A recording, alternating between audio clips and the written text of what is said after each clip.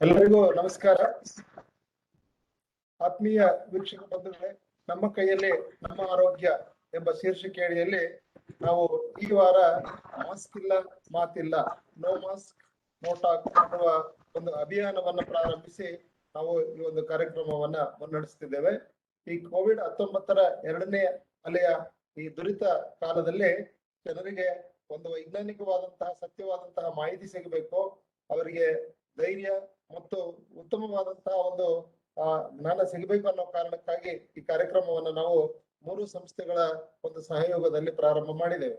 Shri Shadakshari Swami Diggaonkar trust Kalaburagi, doctor S S Siddareddy foundation Bidar ಮತ್ತು Sarojini Gadigeppa Sheelavant trust Vijayapura, ಈ 3 ಸಹಯೋಗಗಳ ಆಶ್ರಯದಲ್ಲಿ ನಾವು ಈ ವಾರವನ್ನ ನಾವು ಲಿಂಗೈಕ ಪೂಜ್ಯ ಶ್ರೀ ಬಸವರಾಜಪ್ಪ ಅಪ್ಪ ಮತ್ತು ನಳಿನಿ ತಾಯಿ ಅವ್ವ ಅವರ ಒಂದು ಸಂಸ್ಮರಣೆಯಲ್ಲಿ ಈ ಒಂದು ಕಾರ್ಯಕ್ರಮವನ್ನು ಮಾಡ್ತಿದ್ದೇವೆ.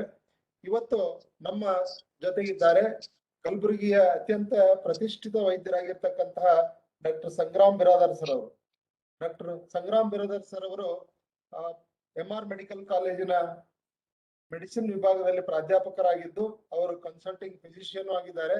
ಮತ್ತು ಇವರನ್ನ ನಾವು ನಮ್ಮ ವೀಕ್ಷಕರಿಗೆ ಪರಿಚಯ ಮಾಡಿಕೊಡುವಂತಹ ಇದೇನಿಲ್ಲ, ಅವರು ಗುಲ್ಬರ್ಗಾದಲ್ಲಿ ಅತ್ಯಂತ ಪ್ರಸಿದ್ಧಿಯನ್ನು ಪಡೆದಿರ್ತಕ್ಕಂಥವರು, ಎಲ್ಲರಿಗೂ ಪರಿಚಿತರು ಮತ್ತು ವೈದ್ಯೋ ನಾರಾಯಣೋ ಹರಿ ಅನ್ನುವ ಹಾಗೆ ಅವರು ಅನೇಕರಿಗೆ ಒಂದು ಜೀವದಾನ ಮಾಡಿರ್ತಕ್ಕಂತಹ ಒಂದು ದೇವರ ಸ್ವರೂಪದಲ್ಲಿದ್ದಾರೆ. ಅಂತವರು ಇವತ್ತು ನಮ್ಮ ಮಧ್ಯೆ ಇದ್ದಾರೆ. ಅವರು ಇವತ್ತು ಮಾತನಾಡಲಿರುವಂತಹ ಒಂದು ವಿಷಯ, ಇವತ್ತು ಕೋವಿಡ್-19 ಎರಡನೇ ಅಲೆ ಮತ್ತು ಈ ಒಂದು ಸಂದರ್ಭದಲ್ಲಿರುವಂತಹ ನಿರ್ವಹಣೆಯ ಕೆಲವು ಗೊಂದಲಗಳು ಅನ್ನುವ ವಿಷಯದ ಬಗ್ಗೆ ಸರ್ ಮಾತನಾಡಲಿದ್ದಾರೆ.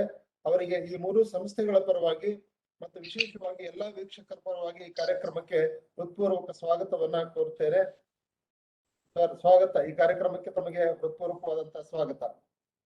ಹಾಗೆಯೇ ಈ ಕಾರ್ಯಕ್ರಮದಲ್ಲಿ ಉಪಸ್ಥಿತರಿರುವಂತಹ ಎಲ್ಲ ವೀಕ್ಷಕರಿಗೂ ಸಹ ಸ್ವಾಗತವನ್ನ ಕೋರಿ, ಇವತ್ತು ಈ ಕೋವಿಡ್-19 ಒಂದು ಹಿನ್ನೆಲೆಯಲ್ಲಿ ಕೋವಿಡ್ ಪಾಸಿಟಿವ್ ಆದವರಿಗೂ ಆಗದೇ ಇರೋರಿಗೂ ಎಲ್ಲರಿಗೂ ಸಹ ಒಂದು ರೀತಿಯಿಂದ ಆತಂಕ, ಭಯ, ಖಿನ್ನತೆ, ಏನ್ ಮಾಡ್ಬೇಕು ಏನ್ ಮಾಡಬಾರದು ಅನ್ನೋದ್ರ ಬಗ್ಗೆ ಅನೇಕ ಗೊಂದಲಗಳಿವೆ, ಅನೇಕ ಅನುಮಾನಗಳಿವೆ. ಅಂತಹ ಅನುಮಾನಗಳಿಗೆ ಉತ್ತರ ರೂಪವಾಗಿ ಪ್ರತಿ ದಿವಸ ನಾವು ಈ ಒಂದು ಆನ್ಲೈನ್ ಕಾರ್ಯಕ್ರಮದ ಮೂಲಕ ಒಂದು ಅರಿವನ್ನು ಮೂಡಿಸುವಂತ ಕಾರ್ಯಕ್ರಮವನ್ನು ಮಾಡ್ತಾ ಇದ್ದೇವೆ. ಮತ್ತೊಮ್ಮೆ ಎಲ್ಲರಿಗೆ ಸ್ವಾಗತವನ್ನು ಕೋರಿ sir doctor Sangram Biradar sir ಅವರು ಕಾರ್ಯಕ್ರಮವನ್ನ ತಮ್ಮ ಒಂದು ಉಪನ್ಯಾಸವನ್ನು ಪ್ರಾರಂಭಿಸಬೇಕು ಅಂತ ಹೇಳಿ ಎಲ್ಲರ ಪರವಾಗಿ ಕೇಳ್ಕೊಳ್ತೇನೆ. ವೆಲ್ಕಮ್. ಧನ್ಯವಾದಗಳು. ಈ ಕಾರ್ಯಕ್ರಮದ ಸಂಯೋಜಕರಾದ ಡಾಕ್ಟರ್ ಶಶಿಶೇಖರ್ ರೆಡ್ಡಿ ಅವರು ಹಾಗೂ ಮಾರ್ಗದರ್ಶನಾದ SS ಹಿರೇಮಠ ಅವರು ಈ ಕಾರ್ಯಕ್ರಮವನ್ನು ನಮ್ಮ ಕೈಯಲ್ಲಿ ನಮ್ಮ ಆರೋಗ್ಯ ಎಂಬ ಕಾರ್ಯಕ್ರಮ, ಆನ್ಲೈನ್ ಆರೋಗ್ಯ ದಿನವಿನ ಕಾರ್ಯಕ್ರಮ ದಿನಾಂಕ 18/5/2021 ಸ್ಟಾರ್ಟ್ ಮಾಡಿದ್ರಿ ನೀವು. ಇವಾಗ ಆಲ್ರೆಡಿ ಇದು 26ನೇ ದಿವಸ ಇದೆ. ಡಾಕ್ಟರ್ ರೆಡ್ಡಿ ಅವರು, ಡಾಕ್ಟರ್ ಹಿರೇಮಠ ಅವರು ಬಹಳ ಚೆನ್ನಾಗಿ ನಡ್ಸ್ಕೊಂಡು ಹೋಗ್ತಾ ಇದ್ದಾರೆ. ಈ ಹಿಂದೆ ಸಾಕಷ್ಟು ಜನ ಅನುಭವಿತರು, ದೊಡ್ಡ ದೊಡ್ಡ ಡಾಕ್ಟರ್ಸ್ ಆಗ್ಲಿ, ಸ್ನೇಹಿತಗಳಾಗ್ಲಿ ಬಹಳ ಜನ ಮಾತಾಡಿದ್ದಾರೆ. ನಾನು ಸ್ವಲ್ಪ ದಿವಸ ಜಾಯ್ನ್ ಆಗಿದ್ದೆ, ಎಲ್ಲರದ್ದು ಕೇಳಿದ್ದೀನಿ. ಬಟ್ ಏನಂದ್ರೆ ಪ್ರತಿ ಸಲ ಎಲ್ಲರೂ ಕೋವಿಡ್ ಕೋವಿಡ್ ಕೋವಿಡ್ ಅಂತೇಳಿ ಸಾಕಷ್ಟು ಅನುಭವ ಆಗಿ, ಸಾಕಷ್ಟು ಗೊಂದಲದಲ್ಲಿ, ಸಾಕಷ್ಟು ಕನ್ಫ್ಯೂಷನ್ ಅಲ್ಲಿ ಬಂದಿದ್ದಿರ್ಬೋದು ಮೋಸ್ಟ್ಲಿ. ಸೊ ಈ ಕೋವಿಡ್-19 ಎರಡನೇ ಅಲೆ ಮತ್ತು ವೈದ್ಯಕೀಯ ನಿರ್ವಹಣೆಯ ಕೆಲವು ಗೊಂದಲಗಳು ಅಂದ್ರೆ, what are the controversies in covid. ಇದು ಯಾಕೆ ಚಾಯ್ಸ್ ಮಾಡಿದೇವೆ ಅಂದ್ರೆ, ಫ್ರಮ್ ಡೇ 1 ಯಾವಾಗ ಕೋವಿಡ್ ಸ್ಟಾರ್ಟ್ ಆಯ್ತು ಅವಾಗ್ಲಿಂದ ನಮಗ್ ಕಾಂಟ್ರವರ್ಸಿಸ್ ಸ್ಟಾರ್ಟ್ ಇದ್ದಾನೆ ಇದಾವೆ.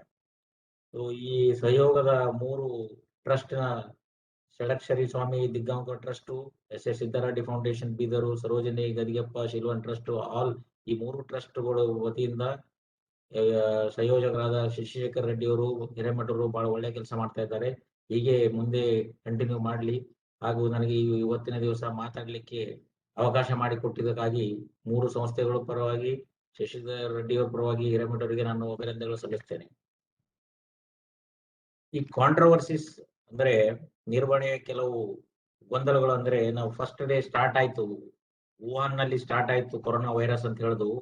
ಅದು ನಿಜವಾಗಿಯೂ ವೈರಸ್ ಇತ್ತು ಅಥವಾ ಲ್ಯಾಬ್ ನಲ್ಲಿ ಲೀಕ್ ಆಯ್ತು. ಸೊ ಅವಾಗ್ಲಿಂದೇ ಕಾಂಟ್ರವರ್ಸಿ ಸ್ಟಾರ್ಟ್ ಆಯ್ತು ಫಸ್ಟ್ ಡೇ ಹಿಡಿದು. ಆಮೇಲೆ ಪ್ರತಿ ಸಲ ಇದೇ ತರ WHO ದಾಗ್ಲಿ, CDC ದಾಗ್ಲಿ ಎಲ್ಲಾ ಸಂಸ್ಥೆಗಳು ಒಂದು ಡೌಟ್ ಮಾಡ್ತಾನೆ ಹೋದ್ರು whether virus is leaked from the lab or it was biological war or it was anything else ಅಂತ. ಸೊ ಫ್ರಮ್ ಡೇ ಒನ್ ಲಿಂದ ನಮಗೆ ಕಾಂಟ್ರವರ್ಸಿನೇ ಇದೆ. ಆಮೇಲೆ ಬೇರೆ ಬೇರೆ ಕಾಂಟ್ರವರ್ಸಿಸ್ ಅಂದ್ರೆ ಕೋವಿಡ್ ಬಿಹೇವಿಯರ್ ಅಂದ್ರೆ ನಾವು ಸ್ಯಾನಿಟೈಸೇಷನ್ ಆಗ್ಲಿ, ಮಾಸ್ಕಿಂಗ್ ಆಗ್ಲಿ, ಸೋಷಿಯಲ್ ಡಿಸ್ಟೆನ್ಸಿಂಗ್ ಆಗ್ಲಿ ಇದೆಲ್ಲ ಸ್ಟ್ರಿಕ್ಟ್ ಮಾಡ್ತಾ ಇಲ್ಲ, ಅದನ್ನು ಒಂಥರ ಗೊಂದಲದಲ್ಲಿ ಇದ್ದೇವೆ. ಆಮೇಲೆ ಮಾಸ್ಕ್ ಯಾವ ತರ ಮಾಸ್ಕ್ ಹಾಕೋದು, ಯಾವ ಮಾಸ್ಕ್ ಹಾಕೋದು, ಕೆಲವೊಬ್ರು ಬರೀ ಬಟ್ಟೆ ಹಾಕ್ರಿ ಅಂತಾರೆ, ಕೆಲವರು ಸರ್ಜಿಕಲ್ ಮಾಸ್ಕ್ ಅಂತಾರೆ, ಕೆಲವರು 3 ಲೇಯರ್ ಅಂತಾರೆ, ಕೆಲವರು N95 ಅಂತಾರೆ. ಸೊ ಇದೆಲ್ಲ ಗೊಂದಲಗಳು ಇದೇನಾಗಿದೆ ಅಂದ್ರೆ ಕೋವಿಡ್ ಯಾವಾಗ್ಲಿಂದ ಸ್ಟಾರ್ಟ್ ಆಗಿದೆ ಫಸ್ಟ್ ಡೇ ಹಿಡಿದು ಇಲ್ಲಿವರೆಗೆ every day, every minute, every hour is changing scenario. So ಇವತ್ತಿದ್ದ ನಾಳೆ ಇರೋದಿಲ್ಲ, ನಾಳೆ ಗೈಡ್ಲೈನ್ಸ್ ನಾಡ್ದಿರೋದಿಲ್ಲ. ಸೊ ಈ ತರ ಆಗಿ ಕೆಲವು ಗೈಡ್ಲೈನ್ಸ್ ಚೇಂಜ್ ಆಗ್ತಾ ಇದಾವೆ, ಹೀಗಾಗಿ ಕಾಂಟ್ರವರ್ಸಿಸ್ ಇದ್ದೇ ಇರುತ್ತವೆ. ಬೇರೆ ಕಾಂಟ್ರವರ್ಸಿಸ್ ಅಂದ್ರೆ ಕೆಲವು ಟ್ರಾನ್ಸ್ಮಿಷನ್ ಆಫ್ ದ ಡಿಸೀಸ್, ಯಾವ ತರ ಟ್ರಾನ್ಸ್ಮಿಷನ್ ಆಯ್ತು. ಮುಂಚೆ ಏನಂದ್ರು ಡ್ರಾಪ್ಲೆಟ್ ಇನ್ಫೆಕ್ಷನ್ ಅಂತ ಹೇಳಿದ್ರು, ಆಮೇಲೆ ಏರ್ ಬೋರ್ನ್ ಅಂತ ಹೇಳ್ತಾ ಇದ್ದಾರೆ. ಸೊ ಈ ತರ ಎಲ್ಲ ಮಟ್ಟಿನಲ್ಲಿ ಕಾಂಟ್ರವರ್ಸಿ ಇದ್ದೇ ಇರ್ತವೆ.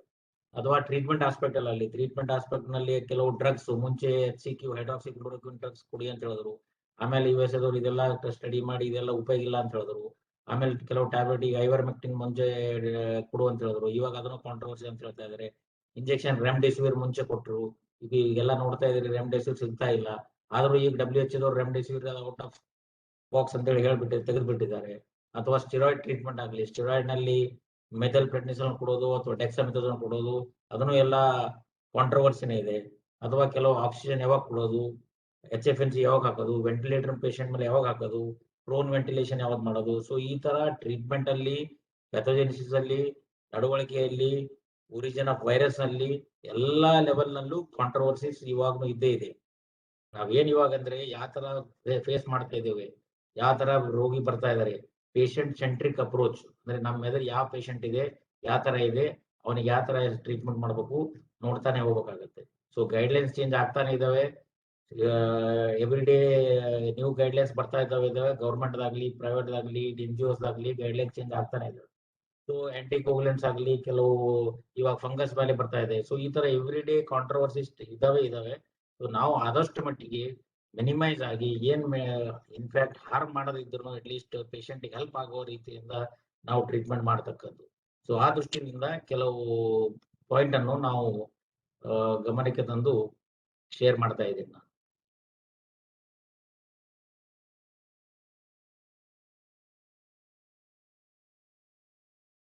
So COVID-19 in India, where are we now? So ಎಲ್ರಿಗೂ ಗೊತ್ತಿದೆ ಸಿಂಪ್ಟಮ್ಸ್ ಸಾಕಾಗಷ್ಟು ಇವಾಗ ಕೇಳಿದ್ರಿ. ಯಾವ ತರ ಸಿಂಪ್ಟಮ್ಸ್ ಇದೆ, ಮೈಲ್ಡ್ ಸಿಂಪ್ಟಮ್ಸ್ ಆಫ್ ಕೋವಿಡ್ ಅಂದ್ರೆ fever, cough, shortness of breath, chills, muscle pain, headache, sore throat, new loss of taste or smell, congestion of running nose, nausea, vomiting, diarrhoea. ಇದೆಲ್ಲ ಮುಂಚೆ ಫಸ್ಟ್ ಅಲೆಯಲ್ಲಿ ಕ್ಲಾಸಿಕಲ್ ಸಿಂಪ್ಟಮ್ಸ್ ಇತ್ತು. ಇವಾಗ ಏನಾಗಿದೆ ಅಂದ್ರೆ ಕೆಲವು ಬದಲಾವಣೆ ಆಗ್ತಾ ಇದೆ. ಇದೆಲ್ಲ ಕ್ಲಾಸಿಕಲ್ ಸಿಂಪ್ಟಮ್ಸ್ ಇಲ್ಲ. ಇವಾಗ ಮೈಕೈ ನೋವು, ವೀಕ್ನೆಸ್, ಬಾಡಿ ಏಕು, ಎಲ್ಲ ಸಿಸ್ಟಮ್ ಇನ್ವಾಲ್ವ್ಮೆಂಟ್ ಆಗ್ತಾ ಇದೆ. ಕೆಲವರು ಹೊಟ್ಟೆ ನೋವು ಬರ್ತಾ ಇದಾರೆ, ಲೂಸ್ ಮೋಷನ್ ಆಗ್ತಾ ಇದೆ, ವಾಮಿಟಿಂಗ್ ಆಗ್ತಾ ಇದೆ, ಕೆಲವರು ಆಪ್ಥಾಲ್ಮಾಲಜಿ ಡಿಪಾರ್ಟ್ಮೆಂಟ್ ಹೋಗ್ತಾ ಇದಾರೆ, ಕೆಲವು ಕಂಜಂಕ್ಟಿವಿಟಿಸ್ ಆಗ್ತಾ ಇದೆ, ಕೆಲವು ಸ್ಕಿನ್ ಡಿಪಾರ್ಟ್ಮೆಂಟ್, ಅಂದ್ರೆ varied manifestation of covid second wave. So ಮೊದಲನಾಗೆ ಕ್ಲಾಸಿಕಲ್ ILI ಆಗ್ಲಿ, ಸಾರಿ ಆಗ್ಲಿ, ಈ ತರ ಅಕ್ಯೂಟ್ ಕೇಸಸ್ ಅಲ್ಲಿ ಬರ್ತಾ ಇಲ್ಲ. ಇಮಿಡಿಯೇಟ್ಲಿ ಏನಂದ್ರೆ ಕೆಲವು ಜನ ಬಾಡಿ ಏಕು, ಫೀವರು, ಮೈಕೈ ನೋವು ಅಂತ ಹೇಳ್ತಾರೆ, 4 ದಿವಸ ಬಿಟ್ಟ ತಕ್ಷಣ ಸಡನ್ ಆಗಿ ದಮ್ ಬರ್ತಾ ಇದೆ ಅಂತ ಹೇಳಿ ಬರ್ತಾ ಇದಾರೆ. ಸೊ ಈ ತರ ಚೇಂಜಸ್ ಆಗ್ತಾ ಇದೆ, ಸಿಂಪ್ಟಮ್ಸ್ ನಲ್ಲೂ ಚೇಂಜಸ್ ಆಗ್ತಾ ಇದೆ, ಸಿಂಪ್ಟಮ್ಸ್ ನಲ್ಲೂ ಕಾಂಟ್ರವರ್ಸಿ ಆಗ್ತಾ ಇದೆ. ಈ ತರ ಪೇಷಂಟ್ ಸ್ಯಾಟಿಸ್ಫೈ ಆಗ್ತಾ ಇಲ್ಲ. ಸಡನ್ ಆಗಿ ಪೇಷಂಟ್ ಮೈಕೈ ನೋವು ಅಂತ ಬಂದು ಹೇಳ್ತಾರೆ, ಅವ್ರಿಗೆ ನಾವು RT-PCR ಮಾಡ್ಸ್ರಿ ಅಂದ್ರೆ ಅವ್ರಿಗೆ ಏನ್ರಿ ನಾವು ಮೈಕೈ ನೋವು ಇರ್ತದೆ, ನಮ್ಗೆ ಯಾಕೆ RT-PCR, ನಮ್ಗೇನ್ ಕೋವಿಡ್ ಆಗಿದೇನು ಅಂತೇಳಿ ಸ್ವಲ್ಪ ರಿಲೆಕ್ಟೆನ್ಸಿ, ಹೆಸಿಟೆನ್ಸಿ ಜಾಸ್ತಿ ಇದೆ. ಸೊ ಈ ತರ ಸಿಂಪ್ಟಮ್ಸ್ ನಲ್ಲೂ ಚೇಂಜಸ್ ಆಗಿದೆ, ಸೈನ್ಸ್ ನಲ್ಲೂ ಚೇಂಜಸ್ ಆಗ್ತಾ ಇದೆ. ಅವಾಗಿಂದ ಇವಾಗ ಚೇಂಜಸ್ ಬಹಳ ಆಗ್ತಾ ಇದೆ. These are few controversies at symptoms level, treatment level, at all levels ಅಂತೇಳಿ ನಾವು ಡಿಸ್ಕಸ್ ಮಾಡ್ತಾ ಇದ್ದೇವೆ. ಸೊ ಕ್ಲಾಸಿಫಿಕೇಶನ್ ಮುಂಚೆ ನಾವೆಲ್ಲ ಕ್ಲಾಸಿಫಿಕೇಶನ್ ಕೋವಿಡ್ ಯಾವ ತರ ಮಾಡಿದ್ರು ಅಂದ್ರೆ ಅಸಿಂಪ್ಟಮ್ಯಾಟಿಕ್ ಅಂತ ಹೇಳಿದೆವು, ಮೈಲ್ಡ್ ಆಗಲಿ, ಮಾಡರೇಟ್ ಆಗಲಿ, ಸಿವಿಯರ್ ಆಗಲಿ, ಕ್ರಿಟಿಕಲ್, ಮೈಲ್ಡ್ ಇಲ್ನೆಸ್ ಅಂತ ಮಾಡಿದೆವು. ಅಸಿಂಪ್ಟಮ್ಯಾಟಿಕ್ ಅಂದ್ರೆ RT-PCR ಪಾಸಿಟಿವ್ ಇದ್ದವರು, ನೋ ಸಿಂಪ್ಟಮ್ಸ್, ಅಥವಾ ಎಕ್ಸ್ರೇ ನಲ್ಲಿ ಅಥವಾ CT ಸ್ಕ್ಯಾನ್ ನಲ್ಲಿ ಏನು ಚೇಂಜಸ್ ಇರಲಾದವರಿಗೆ ಅಸಿಂಪ್ಟಮ್ಯಾಟಿಕ್ ಅಂತ ಹೇಳ್ತಾ ಇದ್ದೆವು. ಆಮೇಲೆ ಮೈಲ್ಡ್ ಇಲ್ನೆಸ್ ಅಂದ್ರೆ ಅಪ್ಪರ್ ರೆಸ್ಪಿರೇಟರಿ ಇನ್ಫೆಕ್ಷನ್ಸ್, ಫಟೀಗ್, ಫೀವರು ಅಥವಾ ಹೊಟ್ಟೆ ನೋವು, CT ಸ್ಕ್ಯಾನ್ ಚೇಂಜಸ್ ಬಂದವರಿಗೆ ಮೈಲ್ಡ್ ಸಿಂಪ್ಟಮ್ ಅಂತ ಹೇಳ್ತಾ ಇದ್ದೆವು. ಮಾಡರೇಟ್ ಅಂದ್ರೆ ನಿಮೋನಿಯಾ ಆಗಲಿ, ಸ್ಯಾಚುರೇಷನ್ ಕಡಿಮೆ ಆದ್ರೆ ಅಥವಾ CT ಸ್ಕ್ಯಾನ್ ಅಲ್ಲಿ ಚೇಂಜಸ್ ಸ್ಕೋರ್ ಬಂದ್ರೆ ಮಾಡರೇಟ್ ಡಿಸೀಸ್ ಅಂತ ಹೇಳ್ತಾ ಇದ್ದೆವು. ಅಥವಾ ಸಿವಿಯರ್ ಅಂದ್ರೆ ನಿಮೋನಿಯಾ, ಡಿಕ್ರೀಸ್ ಸ್ಯಾಚುರೇಷನ್ ಅಥವಾ CT ಪಾಸಿಟಿವ್ ಕೊರಾಟ್ ಸ್ಕೋರ್ 4-5 ಇದ್ರೆ ಸಿವಿಯರ್ ಅಂತ ಹೇಳ್ತಾ ಇದ್ವು. ಅಥವಾ ಕ್ರಿಟಿಕಲ್ ಅಂದ್ರೆ ಪೇಷಂಟ್ ಆಗಿ ಸಡನ್ ಆಗಿ ARDS ಆಗಲಿ, ಶಾಕ್ ನಲ್ಲಿ ಬಂದರಾಗ್ಲಿ, ಹಾರ್ಟ್ ಫೇಲ್ಯೂರ್ ಆಗಲಿ, ಕೋಯಾಗುಲೇಷನ್ ಡಿಸ್ಫಂಕ್ಷನ್ ಆಗಲಿ, ಕಿಡ್ನಿ ಇಂಜುರಿ ಆಗಲಿ, ಈ ತರ ಡಿಸೀಸಸ್ ವೇರಿಯೇಷನ್ ಆಗ್ತಾ ಇತ್ತು. ಸೊ ಈ ತರ ಕ್ಲಾಸಿಫಿಕೇಶನ್ ಮುಂಚೆ ಇದ್ದಿದ್ದು asymptomatic, mild, moderate, severe, critical ಅಂತ ಇದೆ. ಇವಾಗ ಏನಾಗ್ತಾ ಇದೆ ಅಂದ್ರೆ ಸಡನ್ ಆಗಿ ಪೇಷಂಟ್ ವಿದಿನ್ 2 to 3 ಡೇಸ್ ಅಲ್ಲಿ ಕ್ರಿಟಿಕಲ್ ಆಗ್ತಾ ಇದ್ದಾರೆ, ಮೈಲ್ಡ್ ಇರೋರು ಸಿವಿಯರ್ ಆಗ್ತಾ ಇದ್ದಾರೆ, ಸಿವಿಯರ್ ಇರೋರು ಕ್ರಿಟಿಕಲ್ ಆಗ್ತಾ ಇದ್ದಾರೆ. So these are some of the changing scenarios or controversies compared to first wave in second waves which we are seeing. So be alert of new pattern of corona, ಅಂದ್ರೆ ಇದೆಲ್ಲ new pattern ಬರ್ತಾ ಇದೆ. ಅಂದ್ರೆ ಯಾವ ತರ ಏನಾಗ್ತಿದ್ದು challenges of COVID management ಅಂದ್ರೆ guidelines ಪ್ರಕಾರ last month April May changes ಆಗ್ತಾ ಇದೆ.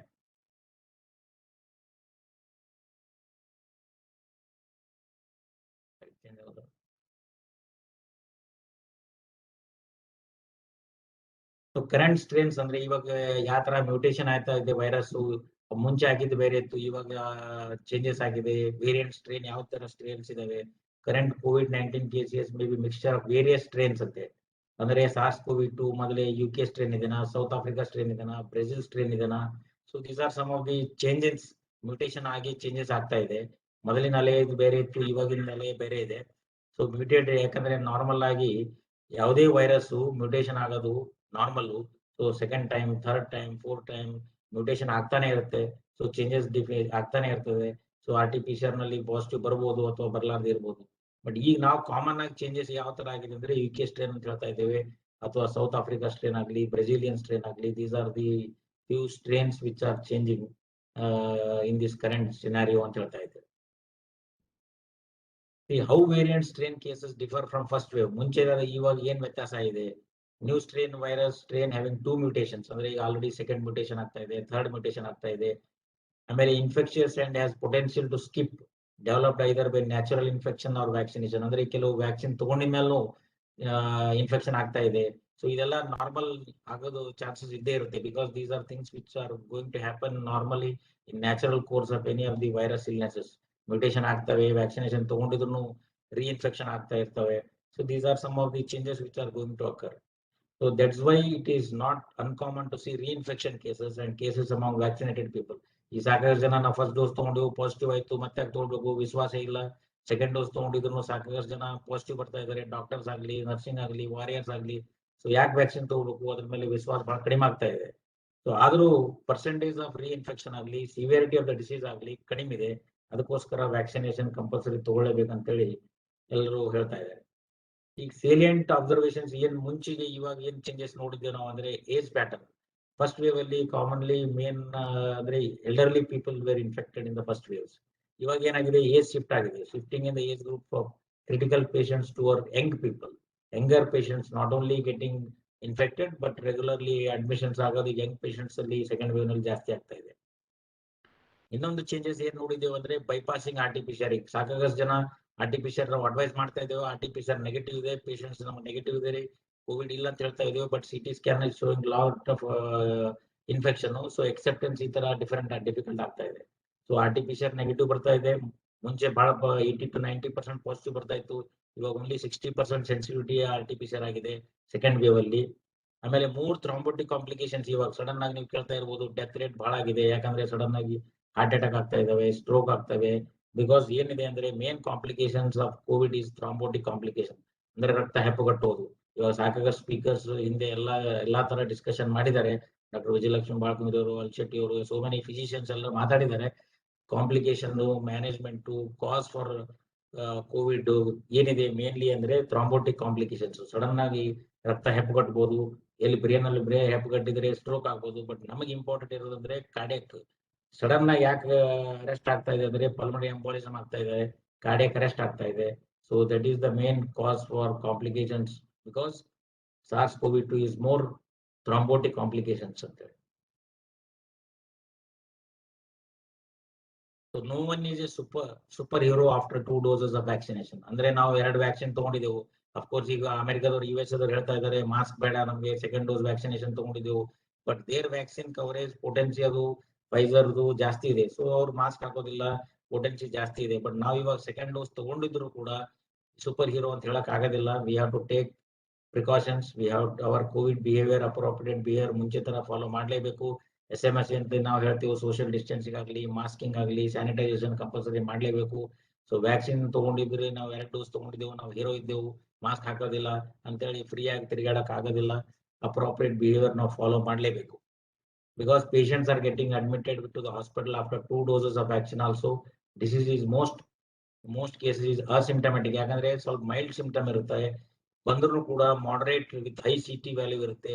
RT-PCR suggesting low viral load and have a low potential for transmission. So second dose vaccine ತಗೊಂಡಿದ್ರು ಪಾಸಿಟಿವ್ ಬಂದ್ರೆ ಓನ್ಲಿ ಮೈಲ್ಡರ್ ಫಾರ್ಮ್ ಅಲ್ಲಿ ಇರಬಹುದು. RT-PCR ಅಷ್ಟೇ positive ಬರುತ್ತೆ. CT ವ್ಯಾಲ್ಯೂ ಕಡಿಮೆ ಇರುತ್ತೆ, CT ಸ್ಕ್ಯಾನ್ ಕೋರಾಟ್ ಸ್ಕೋರ್ ಕಡಿಮೆ ಇರುತ್ತೆ, ಟ್ರಾನ್ಸ್ಮಿಷನ್ ರೇಟ್ ಬಹಳ ಕಡಿಮೆ ಇರುತ್ತೆ. ಬಟ್ ಒಂದೊಂದ್ಸಲ ಎಕ್ಸೆಪ್ಷನಲ್ ಕೇಸಸ್ ಇದೆ, ಕೋಮಾರ್ಬಿಡ್ ಸ್ಟೇಟ್ ನಲ್ಲಿ, ಡಯಾಬಿಟಿಕ್, ಹೈಪರ್ಟೆನ್ಷನ್, ಎಲ್ಡರ್ಲಿ, ಥ್ರಾಂಬೋಟಿಕ್ ಕಾಂಪ್ಲಿಕೇಶನ್ಸ್ ಅಲ್ಲಿ even death have also occurred. We cannot say that vaccination is 100% safe. Nothing is 100%. ಇವಾಗ as per our IMA records of Indian Medical Association, even second wave ಅಲ್ಲಿ up to 50 to 60 doctors death ಆಗಿದೆ. Out of them 50% had taken vaccine, 50 have not taken vaccine. So many complications, so many causes, pro-thrombotic, other associated comorbid conditions may be there. So ಆ ತರ ಇದ್ದವರಿಗೆ ಸ್ವಲ್ಪ chances ಜಾಸ್ತಿ ಇದೆ. So main ಅಂದ್ರೆ, so after 2 dose ನಾವು ತಗೊಂಡಿದ್ರೆ ನಾವು ಇದ್ರ ಗೆದ್ದು ಬಿಟ್ಟು ಇದ್ದ ಕೋವಿಡ್ ನಮ್ಗೆ ಬರೋದಿಲ್ಲ ಅಂತ ಹೇಳೋದು ಬಹಳ ತಪ್ಪು.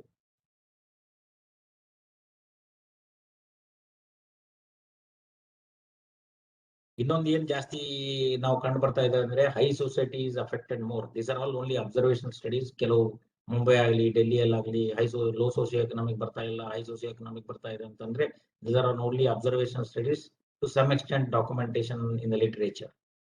Mortality more. ಮಾರ್ಟಾಲಿಟಿ ಅಂದ್ರೆ ಇವಾಗ ನಾವು ಹೇಳಿದೆ already, death rate is more in this way because severe disease and death may occur even in absence of comorbid disease. ಹೆಂಗ್ ಸ್ಟೂಡೆಂಟ್ ಹೆಂಗ್ ನೋಡ್ತಾ ಇದ್ದೆ ನಾವು, 30, 25, even latest was 20-year-old boy who succumbed, 20 to 24 year young succumbed to death because of this second wave. So severe disease, death may occur even in the absence of comorbid. ಅವ್ರಿಗೆ ಏನು ಇರೋದಿಲ್ಲ, BP ಇಲ್ಲ, sugar ಇಲ್ಲ, first time life ಅಲ್ಲೇ ಮೈಕೆ ನೋವು ಬಂತು, ದಮ್ ಬಂತು, sudden ಆಗಿ ಅರೆಸ್ಟ್ ಆಯ್ತು. See, these are some changes which are happening and deterioration may be very fast. Sudden ಆಗಿ ಡಿಟರೇಟ್ ಆಗ್ತಾ ಇದ್ದಾರೆ, ಯಾಕಂದ್ರೆ presentation it self is oxygen dependent. ಮನೆಯಲ್ಲ ಆರಾಮಿದ್ರು, ಹಾಸ್ಪಿಟಲ್ ತಂದ ತಕ್ಷಣ ಸ್ಯಾಚುರೇಷನ್ 30, 40, 50, 60 ಆಗ್ತಾ ಇದೆ. ಸೊ ಫಸ್ಟ್ ವೇವ್ ನಲ್ಲಿ ಆತ ಇರಲಿಲ್ಲ, ಗ್ರಾಜುವಲಿ ಇತ್ತು. So these are mortality is quite high. The strain this time appears to be more virulent. Few centres observational opinion, ಯಾಕಂದ್ರೆ ಅವಾಗ ಫಸ್ಟ್ ವೇವ್ ಇವಾಗ ಸೆಕೆಂಡ್ ವೇವ್ ಸೊ ವಿರುಲೆನ್ಸ್ ಇದು ಜಾಸ್ತಿ ಇದೆ, ಅಂದ್ರೆ ಬಹಳ ಹೈ ವಿರುಲೆಂಟ್ ಇದೆ, ಬಹಳ ಸ್ಟ್ರಾಂಗ್ ಇದೆ ಅಂದಾಗ. ಸೊ ಇಮ್ಯುನಿಟಿ ಫೈಟ್ ಮಾಡೋಕಷ್ಟು ಕೆಪಾಸಿಟಿ ಇಲ್ಲ. ಸೊ ವಿರುಲೆನ್ಸ್ ಜಾಸ್ತಿ ಇದ್ದಕ್ಕೋಸ್ಕರ severity of the disease ಜಾಸ್ತಿ ಆಗಿ their patients are succumbing to death mortality rate ಜಾಸ್ತಿ ಆಗ್ತಾ ಇದೆ. The ICU admissions and death are a sensitive indicator regarding lethality. So admissions ICU, because you may be seeing, ನೋಡ್ತಾ ಇದ್ದೀರಿ, ICU oxygen ಇಲ್ಲ, bed ಇಲ್ಲ.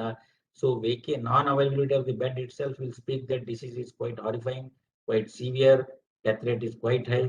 So for that reason you have to understand the severity of the illness of SARS-CoV-2 of second wave is quite severe. So ಕೆಲವು CT lesions are buffing radiologist. ಯಾಕಂದ್ರೆ ಎಲ್ಲ ಜನರು ಹೇಳ್ತಾ ಇದ್ದಾರೆ, ನಾವು CT ಡೈರೆಕ್ಟ್ ಆಗಿ ಪೇಷಂಟ್ CT ಸ್ಕ್ಯಾನ್ ಮಾಡ್ಸ್ಕೊಂಡ್ ಬರ್ತಾ ಇದ್ದಾರೆ. ಯಾಕಂದ್ರೆ ಈಗ RT-PCR ಯಾರು ರೆಡಿ ಇಲ್ಲ, ಎಲ್ಲರಿಗೂ ಜನರಿಗೆ ಗೊತ್ತಾಗಿದೆ, ಅವೇರ್ನೆಸ್ ಸಾಕಷ್ಟು ಆಗಿದೆ. And it is true also, because disease is quite mild. Now only disease is being detected by on CT scan only.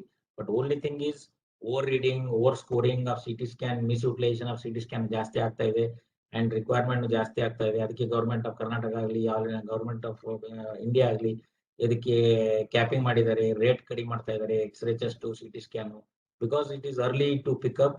So simultaneously CT scan is also harmful.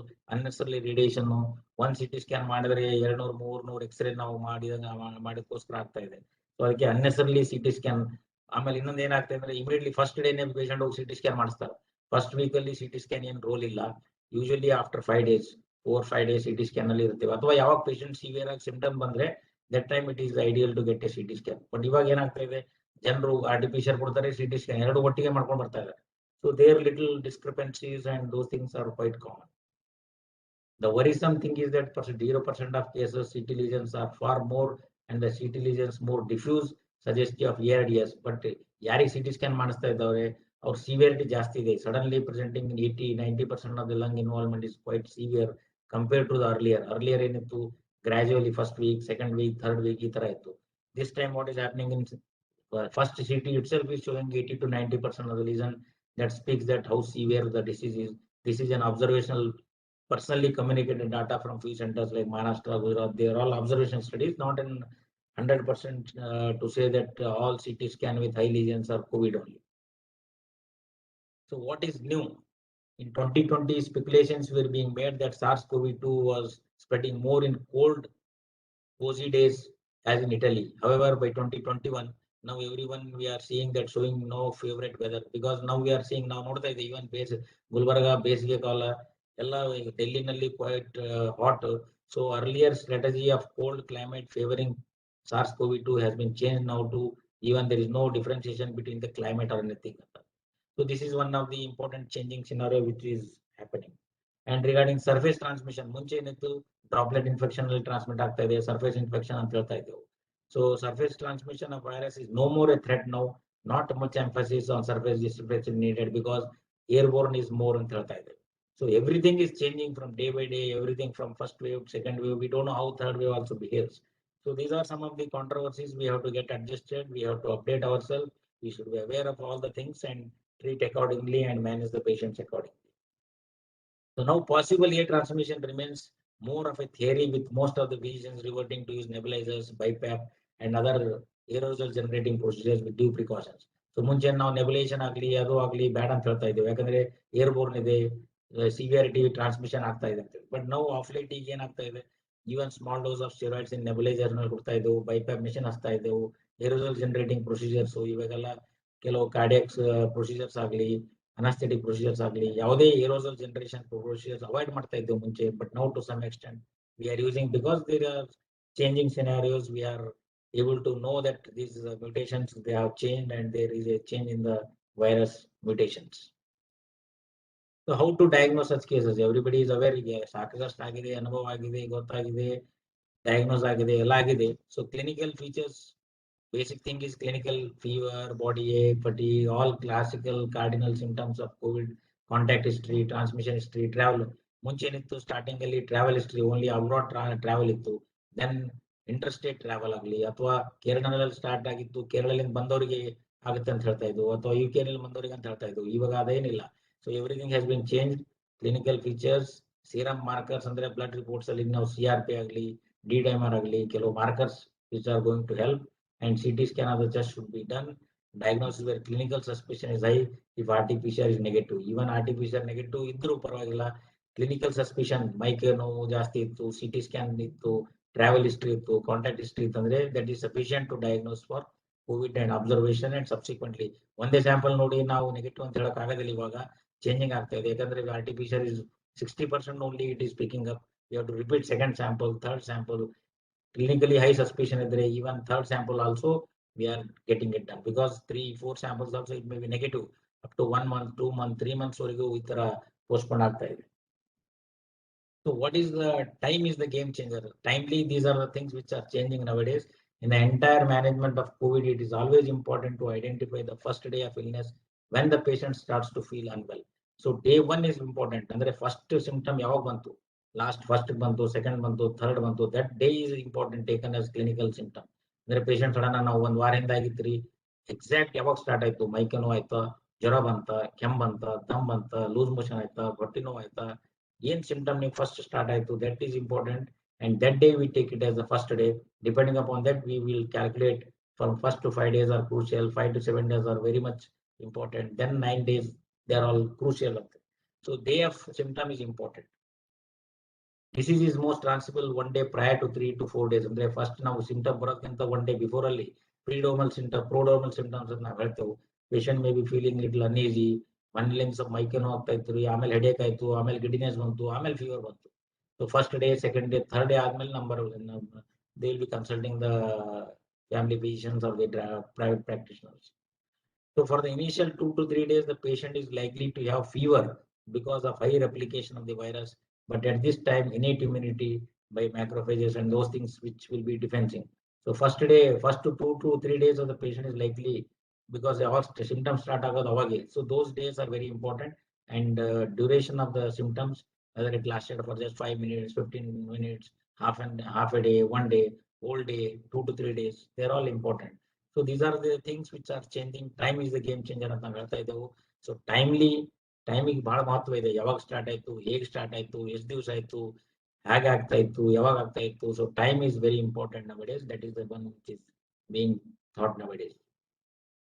So it is utmost importance to act swiftly. ಯಾಕಂದ್ರೆ ಈಗ ನಾವು ಮೊದಲನಾಗ wait ಮಾಡೋಣ second week ಅಲ್ಲಿ ಆ ತರ ಅಂತೇನಿಲ್ಲ. As fast as we should act, otherwise we are going to lose the patient because there is no time.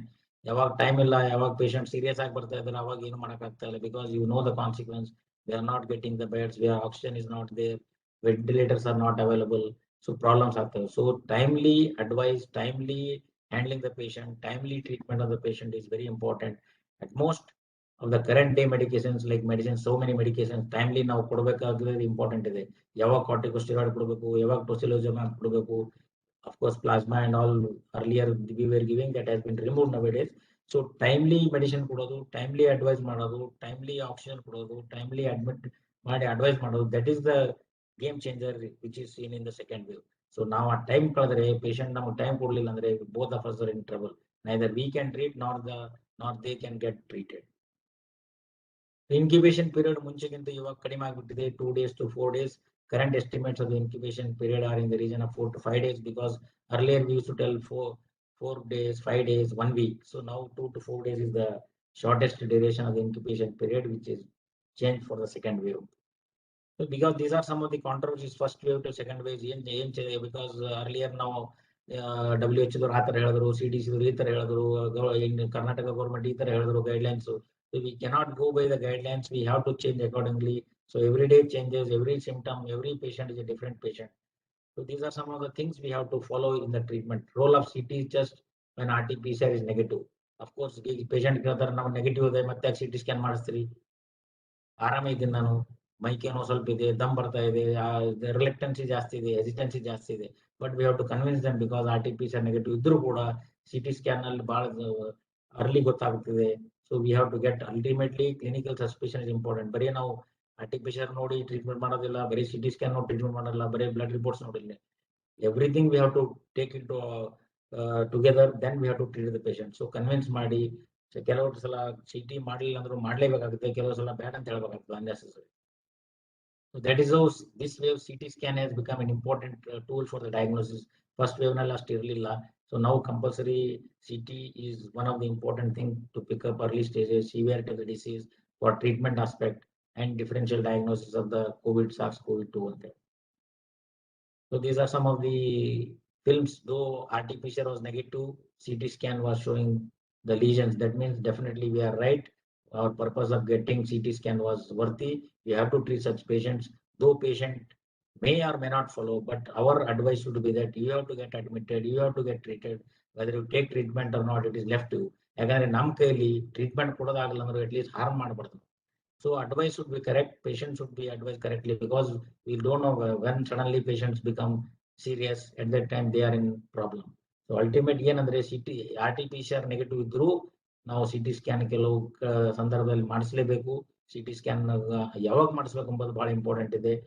It all depends upon the treating doctor. ಕೆಲವು patients ನಾವು ಫಸ್ಟ್ ಡೇ ಮಾಡಿಸ್ಬೋದು, ಕೆಲವು patient second week ಅಂತ ಹೇಳ್ಬೋದು. So ಯಾವ ತರ patient symptom ತಗೊಂಡ್ ಬರ್ತಾರೆ, ಯಾವ ದಿವಸ ಬರ್ತಾರೆ, ಹೇಗೆ ಬರ್ತಾರೆ, ಯಾರ ಹತ್ರ ಹೋಗ್ತಾರೆ, it all depends upon the patient centric approach ಅಂತ ಹೇಳ್ತಾರೆ. Again, this is ಬೇರೆ ಪೇಷಂಟ್ ಫಿಲ್ಮ್ ಇದೆ, where RT-PCR was negative, but CT scan definitely showed and confirmed that patient had SARS-CoV-2 infection. So ಇದನ್ನು ಒಂದು ಬೇರೆ ಪೇಷಂಟು, ಇನಿಷಿಯಲಿ ಪೇಷಂಟ್ ಎಕ್ಸ್ರೇ ಮಾಡಿದ್ರು normal, because x ray chest ಅಲ್ಲಿ ಅಷ್ಟು ಕ್ಲಾಸಿಕಲ್ ಬರೋದಿಲ್ಲ. So that's Y CT scan is preferred to X-ray ಅಂತ ನಾವು ಹೇಳ್ತೇವೆ. So because CT sensitivity is quite high and indexes of CT is quite important. So RT-PCR ಮೇಲೆ ನಾವು diagnose ಮಾಡಕ್ ಆಗ್ತಾ ಇಲ್ಲ. ವೈ CT scan nowadays ಅಂತ ಹೇಳ್ತಾ ಇದ್ದಾರೆ. And why CT scan has become important in this wave is because of these practical findings we are facing. So next is timely actions. ಯಾಕಂದ್ರೆ ನಾವು already I told time of action is very important. Corona is not a lung disease. Earlier ಬರೀ lungs ಅಂತ ಹೇಳ್ತಾ ಇದ್ದೆವು, ಇವಾಗ systemic thrombo hyper inflammatory vasculitis disease. The virus is non-replicating after 9 days. Fever munche 101 degrees, CRP more than 10, rapid rise of CRP, cough. These are some of the symptoms we have to take together, because nowadays loss of smell is the symptom equivalent to RT-PCR. ಇವಾಗ ಎಷ್ಟು confident ಆಗ್ಬಿಟ್ಟಿದೆ ಅಂದ್ರೆ ಎಲ್ಲರೂ patient ನಮ್ಮ ಹತ್ರ ಬರಲಿಲ್ಲ ಅಂದ್ರೂ patient ಹೇಳ್ತಾರೆ ನಾವು ಸ್ಮೆಲ್ ಬರ್ತಾನೆ ಇಲ್ಲ ಅಂದ್ರೆ 100% ಕೋವಿಡ್ ಆಗಿದೆ, RT-PCR is equivalent to RT-PCR ಅಂತ ಹೇಳ್ತಾ ಇದ್ದಾರೆ. So that much symptoms strong ಆಗಿದೆ ಇವಾಗ. ಮುಂಚೆ ಆ ತರ ಇರಲಿಲ್ಲ, ಮೈಲ್ಡ್ ಸಿಂಪ್ಟಮ್ಸ್ ಇರ್ತಿತ್ತು. ಸೊ ನಾವು loss of smell itself has become an equivalent to RT-PCR ಅಂತ ಹೇಳ್ತೇವೆ. So these are some of the changes which have occurred from compared to first wave to the second wave. So initial evaluation of a severe acute respiratory illness, SARI cases ಮುಂಚೆ ನಾವು ಬಹಳ ಲಕ್ಷ್ಯ ಮಾಡ್ತಾ ಇದ್ದೆವು. But now there is no time for the SARI because suddenly first ಡೇನೇ patient serious ಆಗಿ ಬರ್ತಾ ಇದಾವೆ. ಮುಂಚೆ ಏನಾಗ್ತಿತ್ತು ILI, then 4-5 days ನಂತರ SARI ಆಗ್ತಾ ಇತ್ತು. ಇವಾಗ suddenly patients coming with SARI itself is creating lot of problems.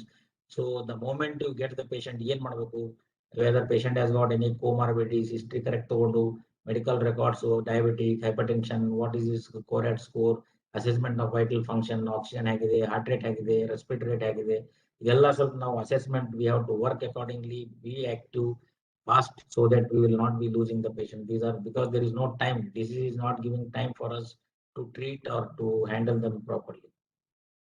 So immediately ನಾವು ಏನ್ ಮಾಡಬೇಕು, ಎಕ್ಸ್ರೇ ಆಗಲಿ, CT ಸ್ಕ್ಯಾನ್ ಆಗಲಿ, ಹಿಸ್ಟ್ರಿ ತಗೊಂಡು ಎಕ್ಸ್ರೇ ಇದೆಲ್ಲ ಮಾಡ್ಕೊಂಡು PCR ಟೆಸ್ಟಿಂಗ್ ಮಾಡಿಸಿ, so family counselling, family screening, all those things we have to do.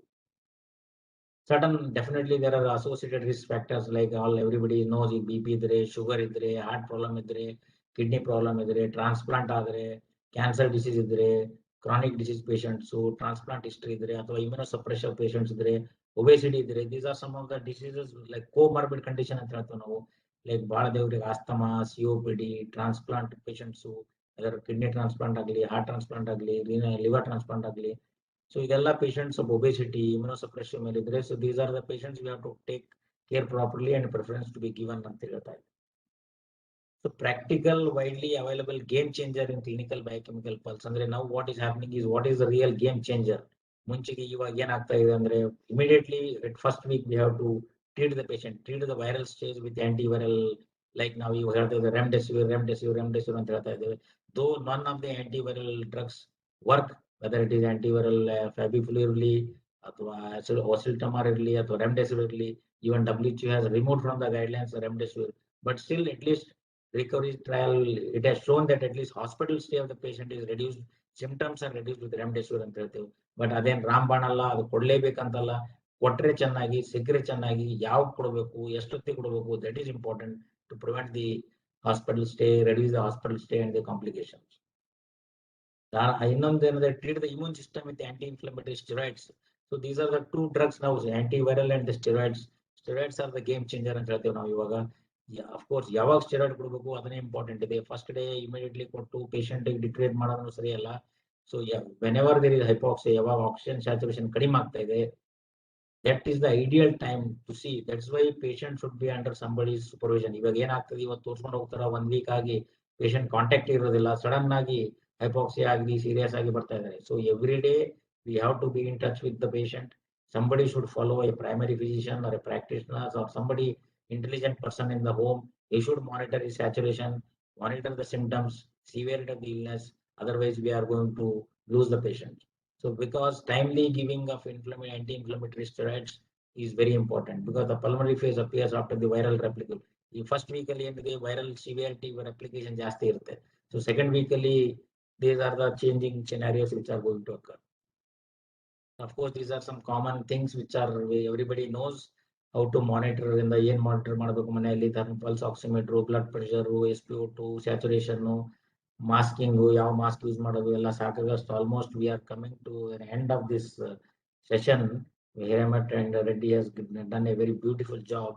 So ಸಾಕಾಗಷ್ಟು ಅನುಭವ ಆಗಿದೆ ಇವಾಗ. So what are the red flags, ಅಂದ್ರೆ red flags to watch out for a first date ಅಂತ ಹೇಳ್ತೇವೆ. So these are some of the fever, sudden ಆಗಿ high fever, persistent cough starting after 3 days. First day, second day, third day, patient is all right. Suddenly fourth day, fever, high fever, cough ಬರ್ತಾ ಇದೆ, ದಮ್ ಬರ್ತಾ ಇದೆ, saturation fall ಆಗ್ತಾ ಇದೆ, ಅಥವಾ blood reports ಅಲ್ಲಿ markers, CRP is rising, D-dimer is rising, So 50% CT scan, lung involvement is more, CT score is more, altered sensorium. So these are some of the red flags on ಹೇಳ್ತಾರೆ.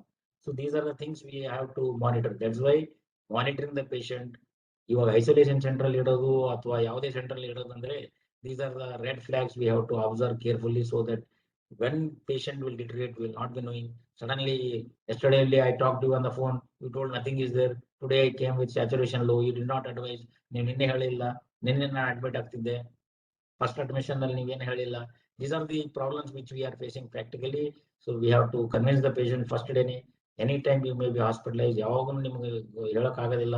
So every day ಮಾಡಲೇಬೇಕು, monitor temperature ಆಗಲಿ saturation ಆಗಲಿ ನೋಡ್ಲೇಬೇಕು ನೀವು ಅಂತೇಳಿ ಅವರ್ advice should be at least correct, so that there should not be a communication gap between the doctor and the patient, ultimately leading to problems of the patient and losing the patient.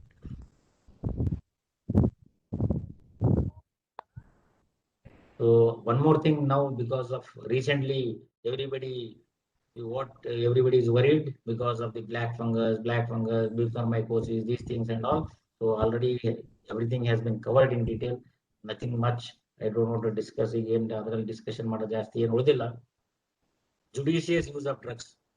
ಯಾರು ಕೋಮಾರ್ಬಿಡ್ patients ಇದ್ದಾರೆ, for example diabetic patient, first thing tight control of sugar, that is the primary treatment.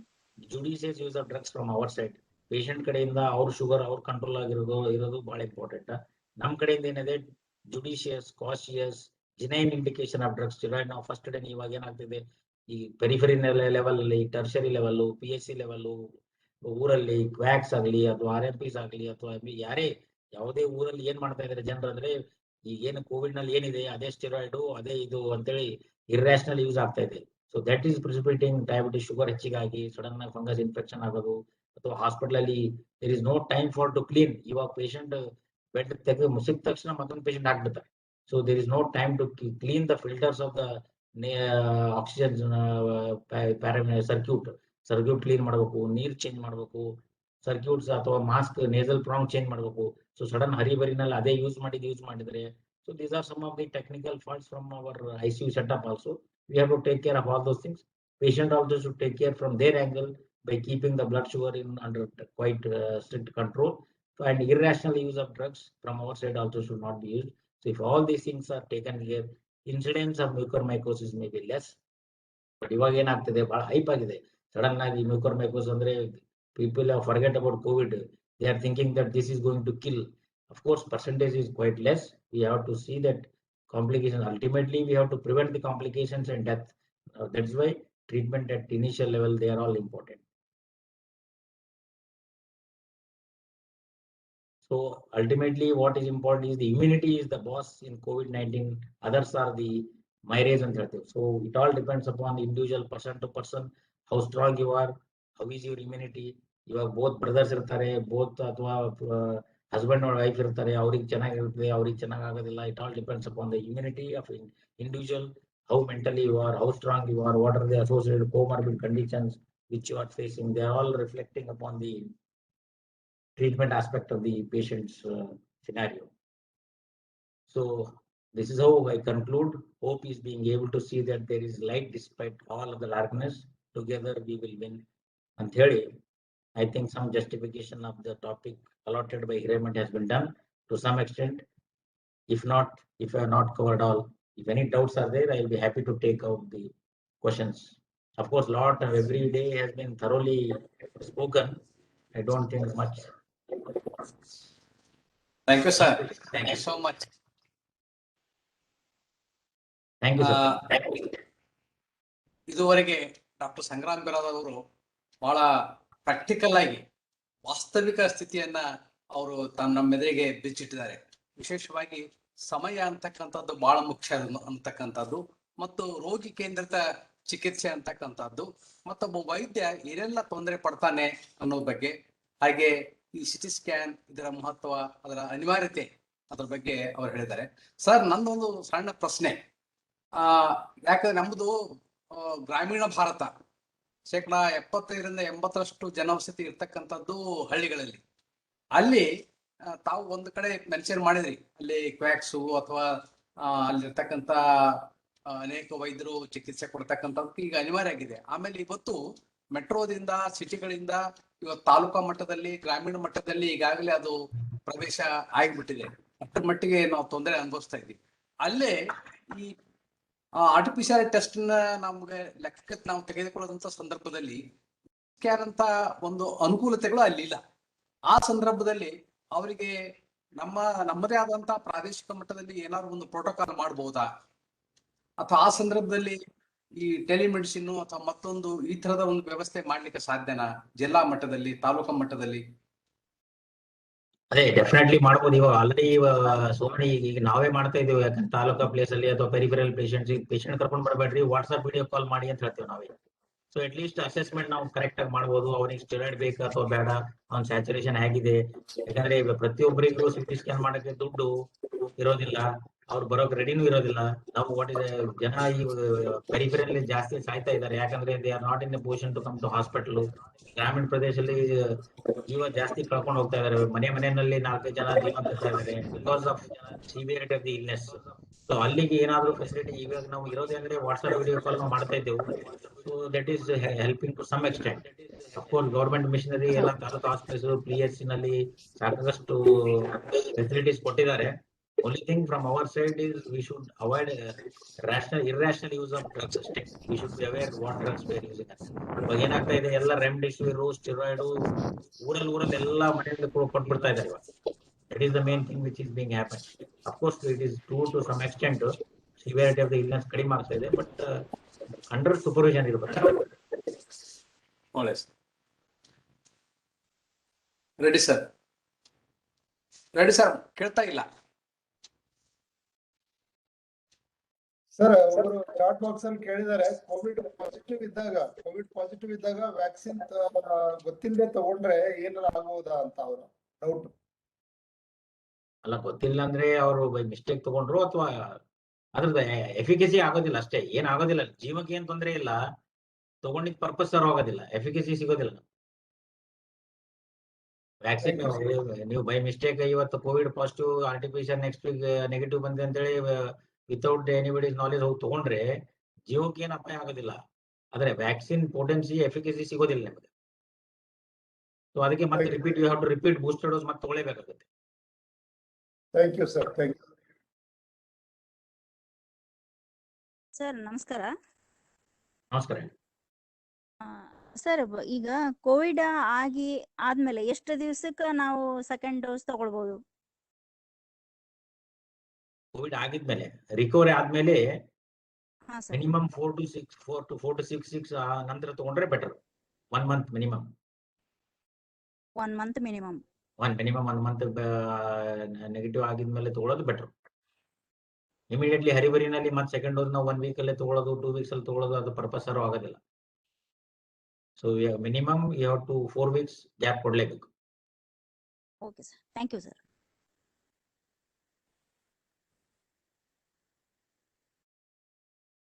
ನಮಸ್ಕಾರ sir. ನಮಸ್ಕಾರ, ಹೇಳಿ sir. ನಾನು ಗುರುಬಸಪ್ಪ ಮಾತಾಡ್ತಾ ಇದ್ದೀನಿ. ಹಾ ಹೇಳಿ ಡಾಕ್ಟರ್, ಹೇಳಿ. ತಮ್ದು ಲೆಕ್ಚರ್ ಬಹಳ ಚೆನ್ನಾಗಿ ಬಂತು ಸರ್. ಅದರಲ್ಲಿ ಮುಖ್ಯವಾಗಿ time is the game changer and patient centric treatment ಅನ್ನುವಂತ 2 ವಾಕ್ಯಗಳು ಬಹಳ ಮುಖ್ಯ. ಆ ದಿಶೆಯಲ್ಲಿ ತಾವು ಬಹಳ ಪ್ರಾಮಾಣಿಕವಾಗಿ ಮತ್ತು ಎಫಿಷಿಯಂಟ್ ಆಗಿ ಇದನ್ನ ತಾವು ನೆರವೇರಿಸ್ತೀರಿ. ಜೊತೆಗೆ ಪ್ರತಿಯೊಬ್ಬ ಪೇಷಂಟ್ಗೆ ಎಷ್ಟೋ ಸಲ ಅನಿಸ್ತದೆ, ಇವರು CT ಸ್ಕ್ಯಾನ್ ಯಾಕೆ ಕಳಿಸ್ತಾರೆ ಇಷ್ಟಿಷ್ಟಕ್ಕಲ್ಲ ಅಂತ ಅನಿಸ್ತದೆ. ಆದ್ರೆ ಒಬ್ಬ ಪೇಷಂಟ್ ಅನ್ನ ಇನ್ ಟೋಟೋ ನೋಡುವಂತ ತಮ್ಮ ರೀತಿ ಬಹಳ ಈ ಇಂದಿನ ಈ ಪರಿಸ್ಥಿತಿಗೆ ಎಷ್ಟು ಸೂಕ್ತ ಅನ್ನೋದನ್ನ ಇವತ್ತು ನನಗೆ ಮನವರಿಕೆ ಆಗ್ತಾ ಇದೆ. ಹೀಗಾಗಿ ತಮ್ಮ ಲೆಕ್ಚರ್ಗೆ ಮತ್ತು ತಾವು ಕೊಟ್ಟಿರುವಂತಹ ಕೆಲವು ಹಿಂಟ್ಸ್ ಗಳಿಗೆ ತುಂಬಾ ಧನ್ಯವಾದಗಳು. ಜೊತೆಗೆ ಒಂದು ಕನ್ಫ್ಯೂಷನ್ ಏನಂದ್ರೆ ಸರ್, ಡ್ರಾಪ್ಲೆಟ್ಸ್ ದಿಂದ ಈ ಕೊರೋನಾ ಬರ್ತದೋ ಅಥವಾ ಈಗ ಏರ್ಬೋರ್ನ್ ಆಗಿದೆಯೋ ಅನ್ನೋದು ಜನರಿಗೆ ಬಹಳ ಒಂದು ಗೊಂದಲ. ಎರಡನೇದು, higher socio economic strata are affected more ಅನ್ನುವಂತ ಒಂದು ಅಬ್ಸರ್ವ್ಡ್ ಒಪಿನಿಯನ್. ಇದ್ರ ಬಗ್ಗೆ ತಮ್ಮ ಅಭಿಪ್ರಾಯ ತಿಳಿಸ್ಬೇಕು. ಅದೇ ಇವಾಗ ಏನಾಗಿದೆ ಅಂದ್ರೆ, ಆಲ್ ಮೆಟ್ರೋ ಸಿಟೀಸ್ ನಲ್ಲಿ ICU ಅಡ್ಮಿಷನ್ಸ್ ಸ್ಟ್ಯಾಟಿಸ್ಟಿಕ್ಸ್ ತಗೊಂಡ್ರೆ ದೇ ಆರ್ ಆಲ್ VIPs. ಅದೇ ಅಫ್ಕೋರ್ಸ್ ಅಫೋರ್ಡೆಬಿಲಿಟಿ ಎಲ್ಲ VIP ಜನರಿಗೆ ಇದೆ, ಬೆಡ್ ಸಿಗೋದು, ICU ಸಿಗೋದು ಎಲ್ಲ. So that was an observation study done at some few metro cities ಅಲ್ಲಿ. ಹೈ ಸೋಶಿಯೋ ಎಕನಾಮಿಕ್ ಅವರು ಜಾಸ್ತಿ ಬಂದಿದ್ರು ಅಂತ that was an observation study. ಅಂದ್ರೆ ಲೋ ಸೋಶಿಯೋ ಎಕನಾಮಿಕ್ ಬರ್ತಾ ಇಲ್ಲ ಅಂತಲ್ಲ, it was an observation study depending upon the admissions of the ICU ಅಷ್ಟೇ. ಇನ್ನೊಂದು Yes. ಆಮೇಲೆ ಏರ್ ಬೋರ್ನ್ ಅಂತ ಏನ್ ಹೇಳಿದ್ರಿ ನೀವು, ಡ್ರಾಪ್ಲೆಟ್ ಅಂತೂ ಮುಂಚೆ ಇತ್ತು. ಇವಾಗ ಏರ್ ಬೋರ್ನ್ ಫಾರ್ ಎಕ್ಸಾಂಪಲ್ ಈಗ ನಿಮ್ಮ ಆಫೀಸಲ್ಲಿ ನೀವು 2-3 ಜನ ಕೂತಿದ್ರಿ, ಯಾರೋ ಒಬ್ರು ಪಾಸಿಟಿವ್ ಪೇಷಂಟ್ ಸಡನ್ ಆಗಿ ಒಳಗಡೆ ಬಂದ್ರು, ಅವ್ನು ಬಂದು ಕೆಮ್ಮಿ ಹೋಗ್ಬಿಟ್ಟು ನಾವು ಮತ್ತೆ ಬೇರೆ ಯಾರಾದ್ರೂ ಆ ರೂಮ್ ಅಲ್ಲಿ ಬಂದ್ರೆ they are more in a position to get contaminated. Airborne ಅಂದ್ರೆ ಎಲ್ಲ ಹೊರಗಡೆ ಎಲ್ಲ ಹವಾನಲ್ಲಿ ತಿರುಗಾಡೋದಿರಲ್ಲ ಅದು. ಸೊ ಈ ತರ ಡ್ರಾಪ್ಲೆಟ್ ಆಗ್ಲಿ ಏರ್ ಬೋರ್ನ್ ಆಗ್ಲಿ ಕಂಟ್ಯಾಮಿನೇಷನ್ ಜಾಸ್ತಿ ಆಗ್ಬೋದು. Yes, sir. Thank you, sir.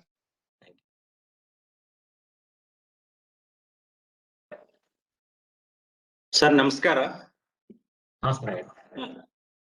Thank you sir for your informative and useful lecture.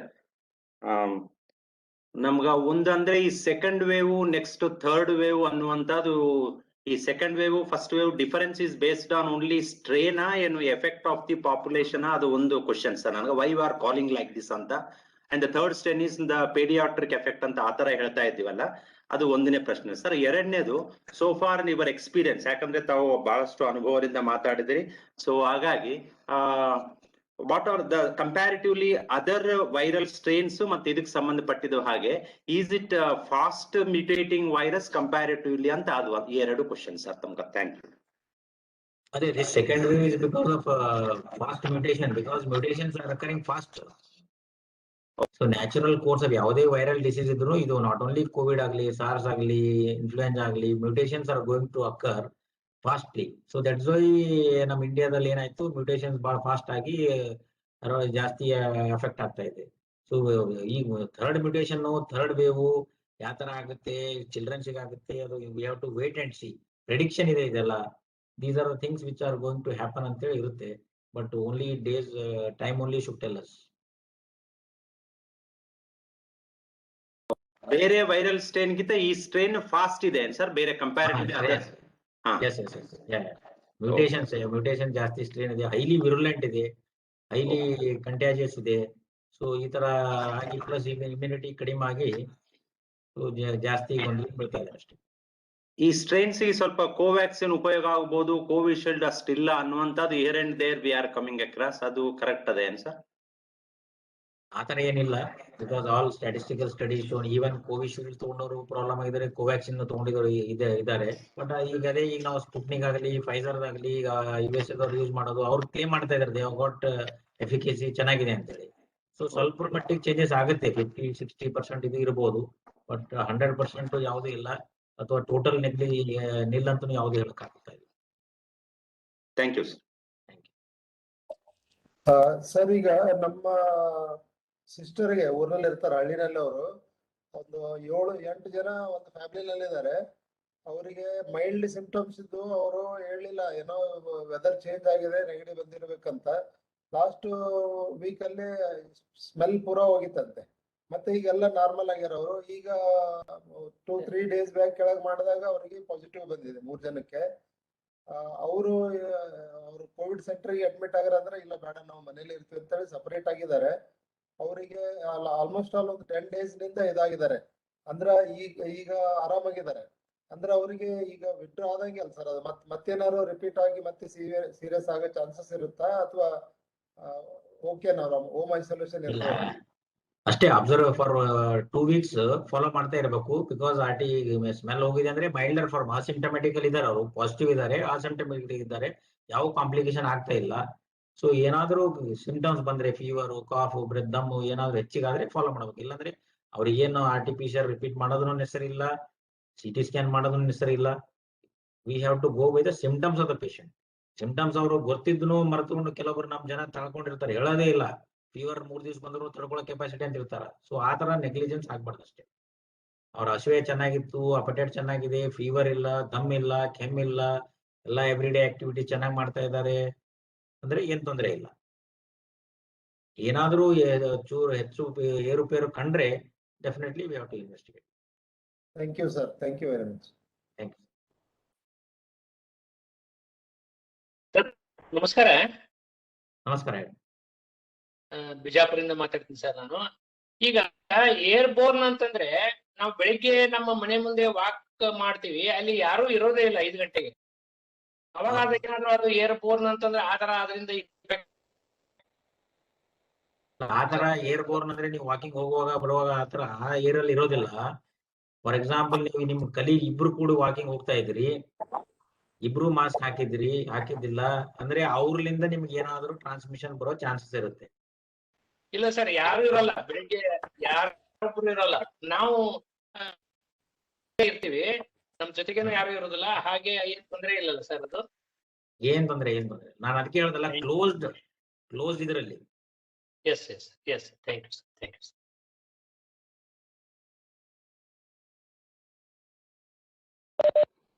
ಈಗ ಮಾಸ್ಕ್ ವಿಷಯದಲ್ಲಿ ಹೇಳಿ. Hello sir, general mask use ಮಾಡೋದ್ರಿಂದ ಏನು ಅರ್ಥ ಇಲ್ಲ.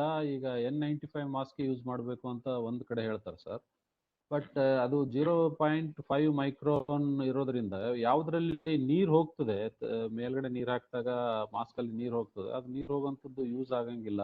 N95 ಯೂಸ್ ಮಾಡ್ಬೇಕು ಅಂತಾರೆ. ಈಗ ಸಾಮಾನ್ಯವಾಗಿ ಎಲ್ಲ ಜನರು ಯೂಸ್ ಮಾಡೋದು ಕಾಮನ್ ಆಗಿ ಮಾರ್ಕೆಟ್ ಅಲ್ಲಿ ಸಿಗೋದೇ ಯೂಸ್ ಮಾಡ್ತಾ ಇದಾರಲ್ಲ ಸರ್, ಅದಕ್ಕೆ ತಾವೇನ್ ಹೇಳ್ಬೋದು? ಇಲ್ಲ ಅದಕ್ಕೆ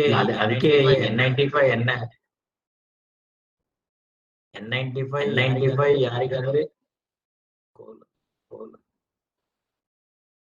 ಹಲೋ, N95 ಯೂಸ್ ಮಾಡ್ಬೇಕು ಅಂತ ಹೇಳ್ತಾರ ಸರ್, ಬಟ್ ಎಲ್ಲರೂ ಕಾಮನ್ ಆಗಿ ಯೂಸ್ ಮಾಡ್ತಾ ಇದಾರೆ, ಅದರಿಂದ ಏನಾದ್ರು ಎಫೆಕ್ಟ್ ಆಗುತ್ತಾ? ಸರ್ ಒಂದ್ ನಿಮಿಷ ಎಕೋ ಆಗ್ತಾ ಇದೆ.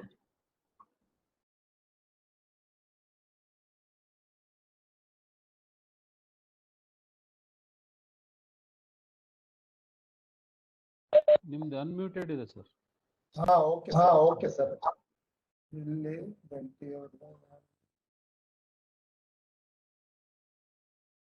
ನಾನು ದೇವದುರ್ಗ ತಾಲೂಕು ರಾಯಚೂರು ಡಿಸ್ಟಿಕ್ ಇಂದ ಸರ್. ಹೇಳಿ.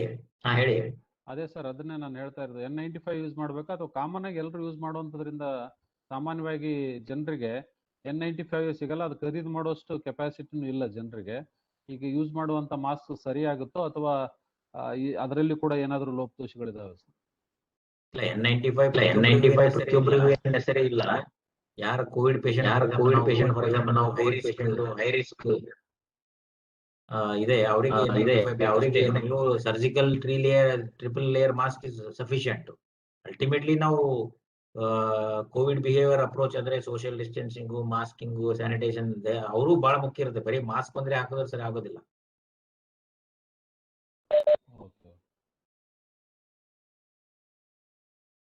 ಸರ್ ಸೂರಜ್ ತಾಡೇಪಲ್ಲಿ ಅನ್ನೋರು ಕೇಳ್ತಾರೆ, can you enlighten us on black fungus? People are panic about it, especially since last 2 weeks. Please tell us the causes and preventive measures for the black fungus. ಅದೇ last time I think ಮೊನ್ನೆನೆ ವಿಜಯಲಕ್ಷ್ಮಿ ಬಾಳ್ಕುಂದ್ರಿ ಅವರು cover ಮಾಡಿದ್ರಲ್ಲ full topic. For that reason it did not cover. ಅದಕ್ಕೆ ಅದೇನ್ block fungus ಅಂದ್ರೆ ನಾನು ಹೇಳ್ದಲ್ಲ, precautions ಯಾವ್ದು ಅಂದ್ರೆ ಡಯಾಬಿಟಿಸ್ ಶುಗರ್ ಇದ್ದ ಪೇಷಂಟ್ಸ್ ಪ್ರಿಕಾಷನ್ ಆಗ ಶುಗರ್ ಸ್ಟ್ರಿಕ್ಟ್ ಆಗಿ ಕಂಟ್ರೋಲ್ ಇರಬೇಕು. ನಮ್ ಕಡೆಯಿಂದ ನಾವು ಅನ್ನೆಸರಿ ಜಾಸ್ತಿ ಸ್ಟಿರಾಯ್ಡ್ ಜಾಸ್ತಿ ಯೂಸ್ ಮಾಡಬಾರ್ದು. ಪ್ಲಸ್ ICU ಕೇರ್, ಯಾವ ಪೇಷಂಟಿಗೆ ಆಕ್ಸಿಜನ್ ಹಚ್ಚಿರ್ತಾರೋ, ಯಾರ ಪೇಷಂಟ್ ICU ನಲ್ಲಿ ಇರ್ತಾರೋ, ಯಾವ ಪೇಷಂಟ್ ಕಾಂಟ್ಯಾಕ್ಟ್ ಜಾಸ್ತಿ ಬಂದಿರ್ತಾರೋ ಅಂಥವ್ರಿಗೆ ಫಂಗಸ್ ಜಾಸ್ತಿ ಆಗ್ತದೆ ಇನ್ಫೆಕ್ಷನ್. ಎಲ್ರಿಗೂ ಮೈಲ್ಡ್, ಈಗ ನೀವು ಹೇಳಿದ್ರಲ್ಲ ಅಸಿಂಟಮ್ಯಾಟಿಕ್, ನಿಮ್ ಊರಲ್ಲಿ ಇದ್ದಾರೆ, ಸ್ಮೆಲ್ ಹೋಗಿದೆ, ಅವ್ರ ಆ ತರ ಪೇಷಂಟ್ಸ್ಗೆ ಬ್ಲಾಕ್ ಫಂಗಸ್ ಬರೋದಿಲ್ಲ. Only admission patients, high risk patients, ventilator patients, oxygen ಹಚ್ಕೊಂಡವರು, ಕಾಂಟ್ಯಾಕ್ಟ್ ಆದವ್ರಿಗೆ ಅಷ್ಟೇ ಬ್ಲಾಕ್ ಫಂಗಸ್ ಈ ತರ ಬರ್ತಾ ಇದೆ. ಸೊ ಪ್ರತಿಯೊಬ್ರು ಓಡಾಡ ಮನೇಲಿ ಇರೋರಿಗೆ ಈಗ ಸಾಕಷ್ಟು ಜನ 90% ಅಸಿಂಟಮ್ಯಾಟಿಕ್ ಇದ್ದಾರೆ. ಅವ್ರಿಗೆಲ್ಲರೂ ಈಗ ಭಯ ಆಗಿ ನಾವು ಬ್ಲಾಕ್ ಫಂಗಸ್ ಬರುತ್ತೆ ಅಂತ ಅನ್ನೋದು ತಪ್ಪು. ಅದಕ್ಕೆ ಏನಾದ್ರು ಕಾಂಟ್ಯಾಕ್ಟ್ ಸೋರ್ಸ್ ಬೇಕಲ್ಲ. ಇವಾಗ ಹಾಸ್ಪಿಟಲ್ ಅಲ್ಲಿ ಎಲ್ಲ ಆಕ್ಸಿಜನ್ ಸಿಲಿಂಡರು, ಫಿಲ್ಟರ್ಸ್, ಮಾಸ್ಕ್ ಅದೆಲ್ಲ ಕಂಟ್ಯಾಮಿನೇಷನ್ ಆಗೋ ಚಾನ್ಸ್ ಇರುತ್ತೆ. ಶುಗರ್ ಲೆವೆಲ್ ಜಾಸ್ತಿ ಇದ್ರೆ ಅವ್ರಿಗೆ ಇನ್ಫೆಕ್ಷನ್ ರೇಟ್ ಆಟೋಮೆಟಿಕ್ ಆಗುತ್ತೆ. ಅದೊಂಥರ ಬೇರೆ ಇದ್ದಂಗೆ ಇನ್ಫೆಕ್ಷನ್ಸ್ ಎಲ್ಲ, ಒಬ್ರಿಗೆ ಕಾಲಿಗೆ ಇನ್ಫೆಕ್ಷನ್ ಆಗ್ತದೆ, ಒಬ್ರಿಗೆ ಲಂಗ್ಸಿಗೆ ಆಗ್ತದೆ, ಒಬ್ರಿಗೆ ಬೇರೆ ಕಡೆ ಇನ್ಫೆಕ್ಷನ್, ಯೂರಿನ್ ಇನ್ಫೆಕ್ಷನ್ ಆಗುತ್ತೆ. ಸೊ ಆ ತರ ಅದು ಹರಡುವಂಥದ್ದು ಒಂದು ಫಂಗಲ್ ಇನ್ಫೆಕ್ಷನ್. ಅದು ಬರೀ ಶುಗರ್ ಇದ್ದವ್ರಿಗೆ, ಮನೇಲಿ ಇದ್ದವ್ರಿಗೆ, ಹಳ್ಳಿಯಲ್ಲಿ ಇರೋರಿಗೆ ಬರ್ತದೆ ಆ ತರ ಏನಿಲ್ಲ. ಸೋರ್ಸ್ ಆಫ್ ಕಾಂಟ್ಯಾಕ್ಟ್ ಬೇಕೇ ಬೇಕು. Thank you sir. Thank you.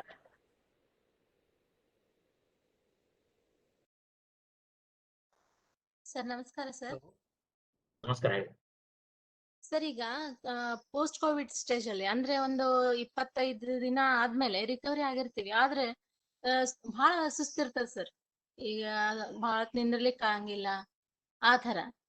ಅದು ಏನು ಇನ್ನೂ ಸ್ವಲ್ಪ ದಿನ ಇರ್ತದೋ ಇನ್ನು ನ್ಯಾಚುರಲ್ ಆಗಿ ತಂತ, ಅಥವಾ ಏನಾದ್ರೂ ಟ್ರೀಟ್ಮೆಂಟ್ ಬೇಕಾಗತ್ತಾ ಹೆಂಗೆ?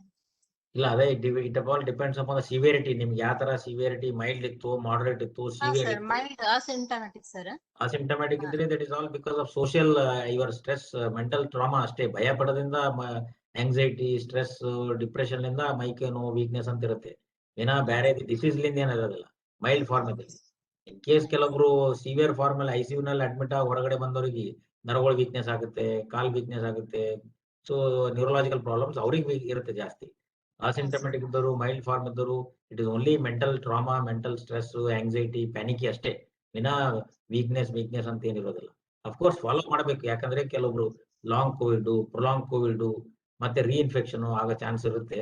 ಸೊ ಎಲ್ಲಾ ವಿಷಯನೂ ನೀವು ನೋಡ್ತಾ ಇರ್ಬೇಕಷ್ಟೇ. ಸರಿ ಬರೀ ವೀಕ್ನೆಸ್ ಇದ್ರೆ ಏನಲ್ಲ, ಅದ್ರ ಜೊತೆ ಫೀವರ್ ಇತ್ತ, ಅಪಟೈಟ್ ಲಾಸ್ ಆಗಿದನ, ಬೇರೆ ಏನಾದ್ರು ಸಿಂಪ್ಟಮ್ಸ್ ಇದ್ರೆ ultimately we have to see the symptoms. ಯಾವ ತರ ನಮ್ಗ ಸಿಂಪ್ಟಮ್ಸ್ ಇದೆ ಅದರ ಮೇಲೆ important. Thank you sir. Hello, ನಮಸ್ಕಾರ ಡಾಕ್ಟ್ರೆ. ಹಾ ನಮಸ್ಕಾರ ಹೇಳಿ. ಸರ್, ಇದು ವ್ಯಾಕ್ಸಿನ್ ಫಸ್ಟ್ ಡೋಸ್ ಒಂದ್ ಕಂಪ್ನಿ ತಗೊಂಡು ಸೆಕೆಂಡ್ ಡೋಸ್ ಇನ್ನೊಂದು ಕಂಪ್ನಿ ತಗೊಂಡ್ರೆ ಏನು ಪ್ರಾಬ್ಲಮ್ ಆಗುತ್ತಾರೆ? ಪ್ರಾಬ್ಲಮ್ ಅಂತೇನಿಲ್ಲ, ಯಾವ್ದು ತಗೊಂಡಿದ್ರಿ ಅದು ತಗೊಳ್ಳೋದೇ ಬೆಟರ್. ಯಾಕಂದ್ರೆ ಸ್ವಲ್ಪ efficacy of that vaccine is different from this. Ideally advice ಮಾಡಂಗಿಲ್ಲ.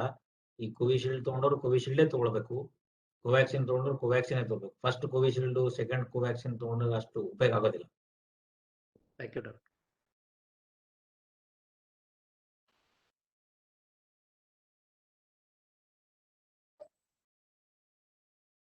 ಸರ್ ನಮಸ್ಕಾರ. ಸರ್ ನಮಸ್ಕಾರ.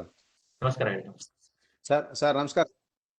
ನಮಸ್ಕಾರ ಹೇಳಿ. ಸರ್, ಈಗ ನಾವು ವೆಜಿಟೇಬಲ್ ತರಕ ಹೊರಗೆ ಹೋಗ್ತೀವಿ ಸರ್, ಹಾಲು ತರಕ ಹೊರಗೆ ಹೋಗ್ತೀವಿ, ದಿನಸಿ ವಸ್ತುಗಳನ್ನ ಖರೀದಿ ಮಾಡಕ್ ಹೊರಗೆ ಹೋಗ್ತೀವಿ, ATMಗೆ ಹೋಗ್ತೀವಿ, ಬ್ಯಾಂಕಿಗೆ ಹೋಗಿ ಬರ್ತೀವಿ ಸರ್. ಏನ್ ಸರ್ ಅಲ್ಲೆಲ್ಲಿ ಸೋಷಿಯಲ್ ಡಿಸ್ಟೆನ್ಸ್ ಆಗಲಿ, ಕೆಲವರು ಮಾಸ್ಕ್ ಕೂಡ ಹಾಕಿಲಾರ್ದು ಹಂಗೆ ಬರ್ತಾ ಇದಾರೆ ಸರ್. ಹಂಗೆ ನಾವು ಮನೆಗೆ ಬಂದ ಮೇಲೆ ಏನ್ ಮಾಡ್ಬೇಕು ಸರ್? ಮನೆಗೆ ಬಂದ ಮೇಲೆ ಸ್ನಾನ ಗೀನ ಮಾಡ್ಬೇಕಾ, ಅಥವಾ ಯಾವ ರೀತಿ ಎಚ್ಚರಿಕೆ ತಗೋಬೇಕು ಸರ್ ನಾವು? ಅಷ್ಟೇ, ನೀವು ಅಲ್ಲಿ ಕಾಂಟ್ಯಾಕ್ಟ್ ಸ್ವಲ್ಪ ಜಾಸ್ತಿ ಇದು ಆಗ್ಲಾರ್ದಂಗ ನೋಡ್ಬೇಕಷ್ಟೇ.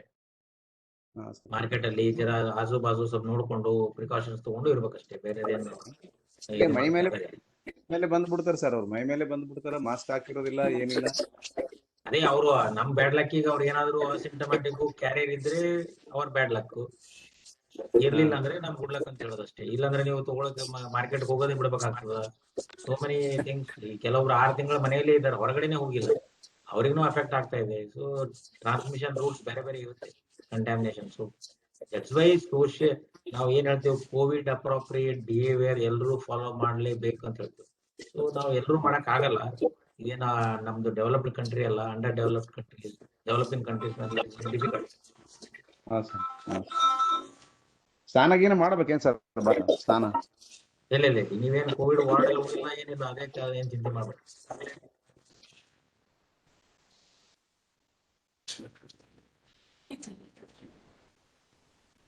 ಮತ್ತೆ ಯಾರಾದ್ರೂ ಪ್ರಶ್ನೆ ಕೇಳಿದ್ರೆ ಕೇಳ್ಬೋದು.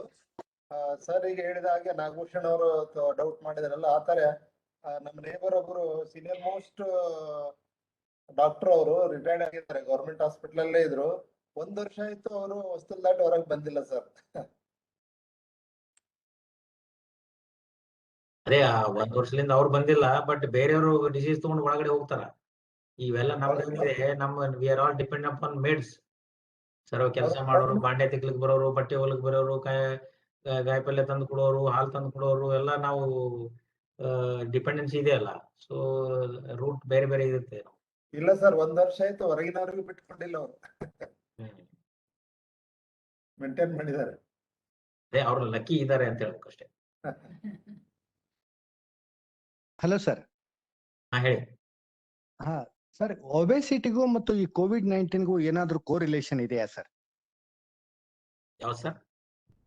ಒಬೆಸಿಟಿ ಮತ್ತು ಇಲ್ಲ, ಒಬೆಸಿಟಿ ರಿಲೇಷನ್ ಏನಿಲ್ಲ, ಅದನ್ನು ಒಂದು ಕೋಮಾರ್ಬಿಡ್ ಅಷ್ಟೇ. ಶುಗರ್, BP ಇರುತ್ತಲ್ಲ, ಅದು ಒಂದು ಒಬೆಸಿಟಿನೂ ಸ್ವಲ್ಪ.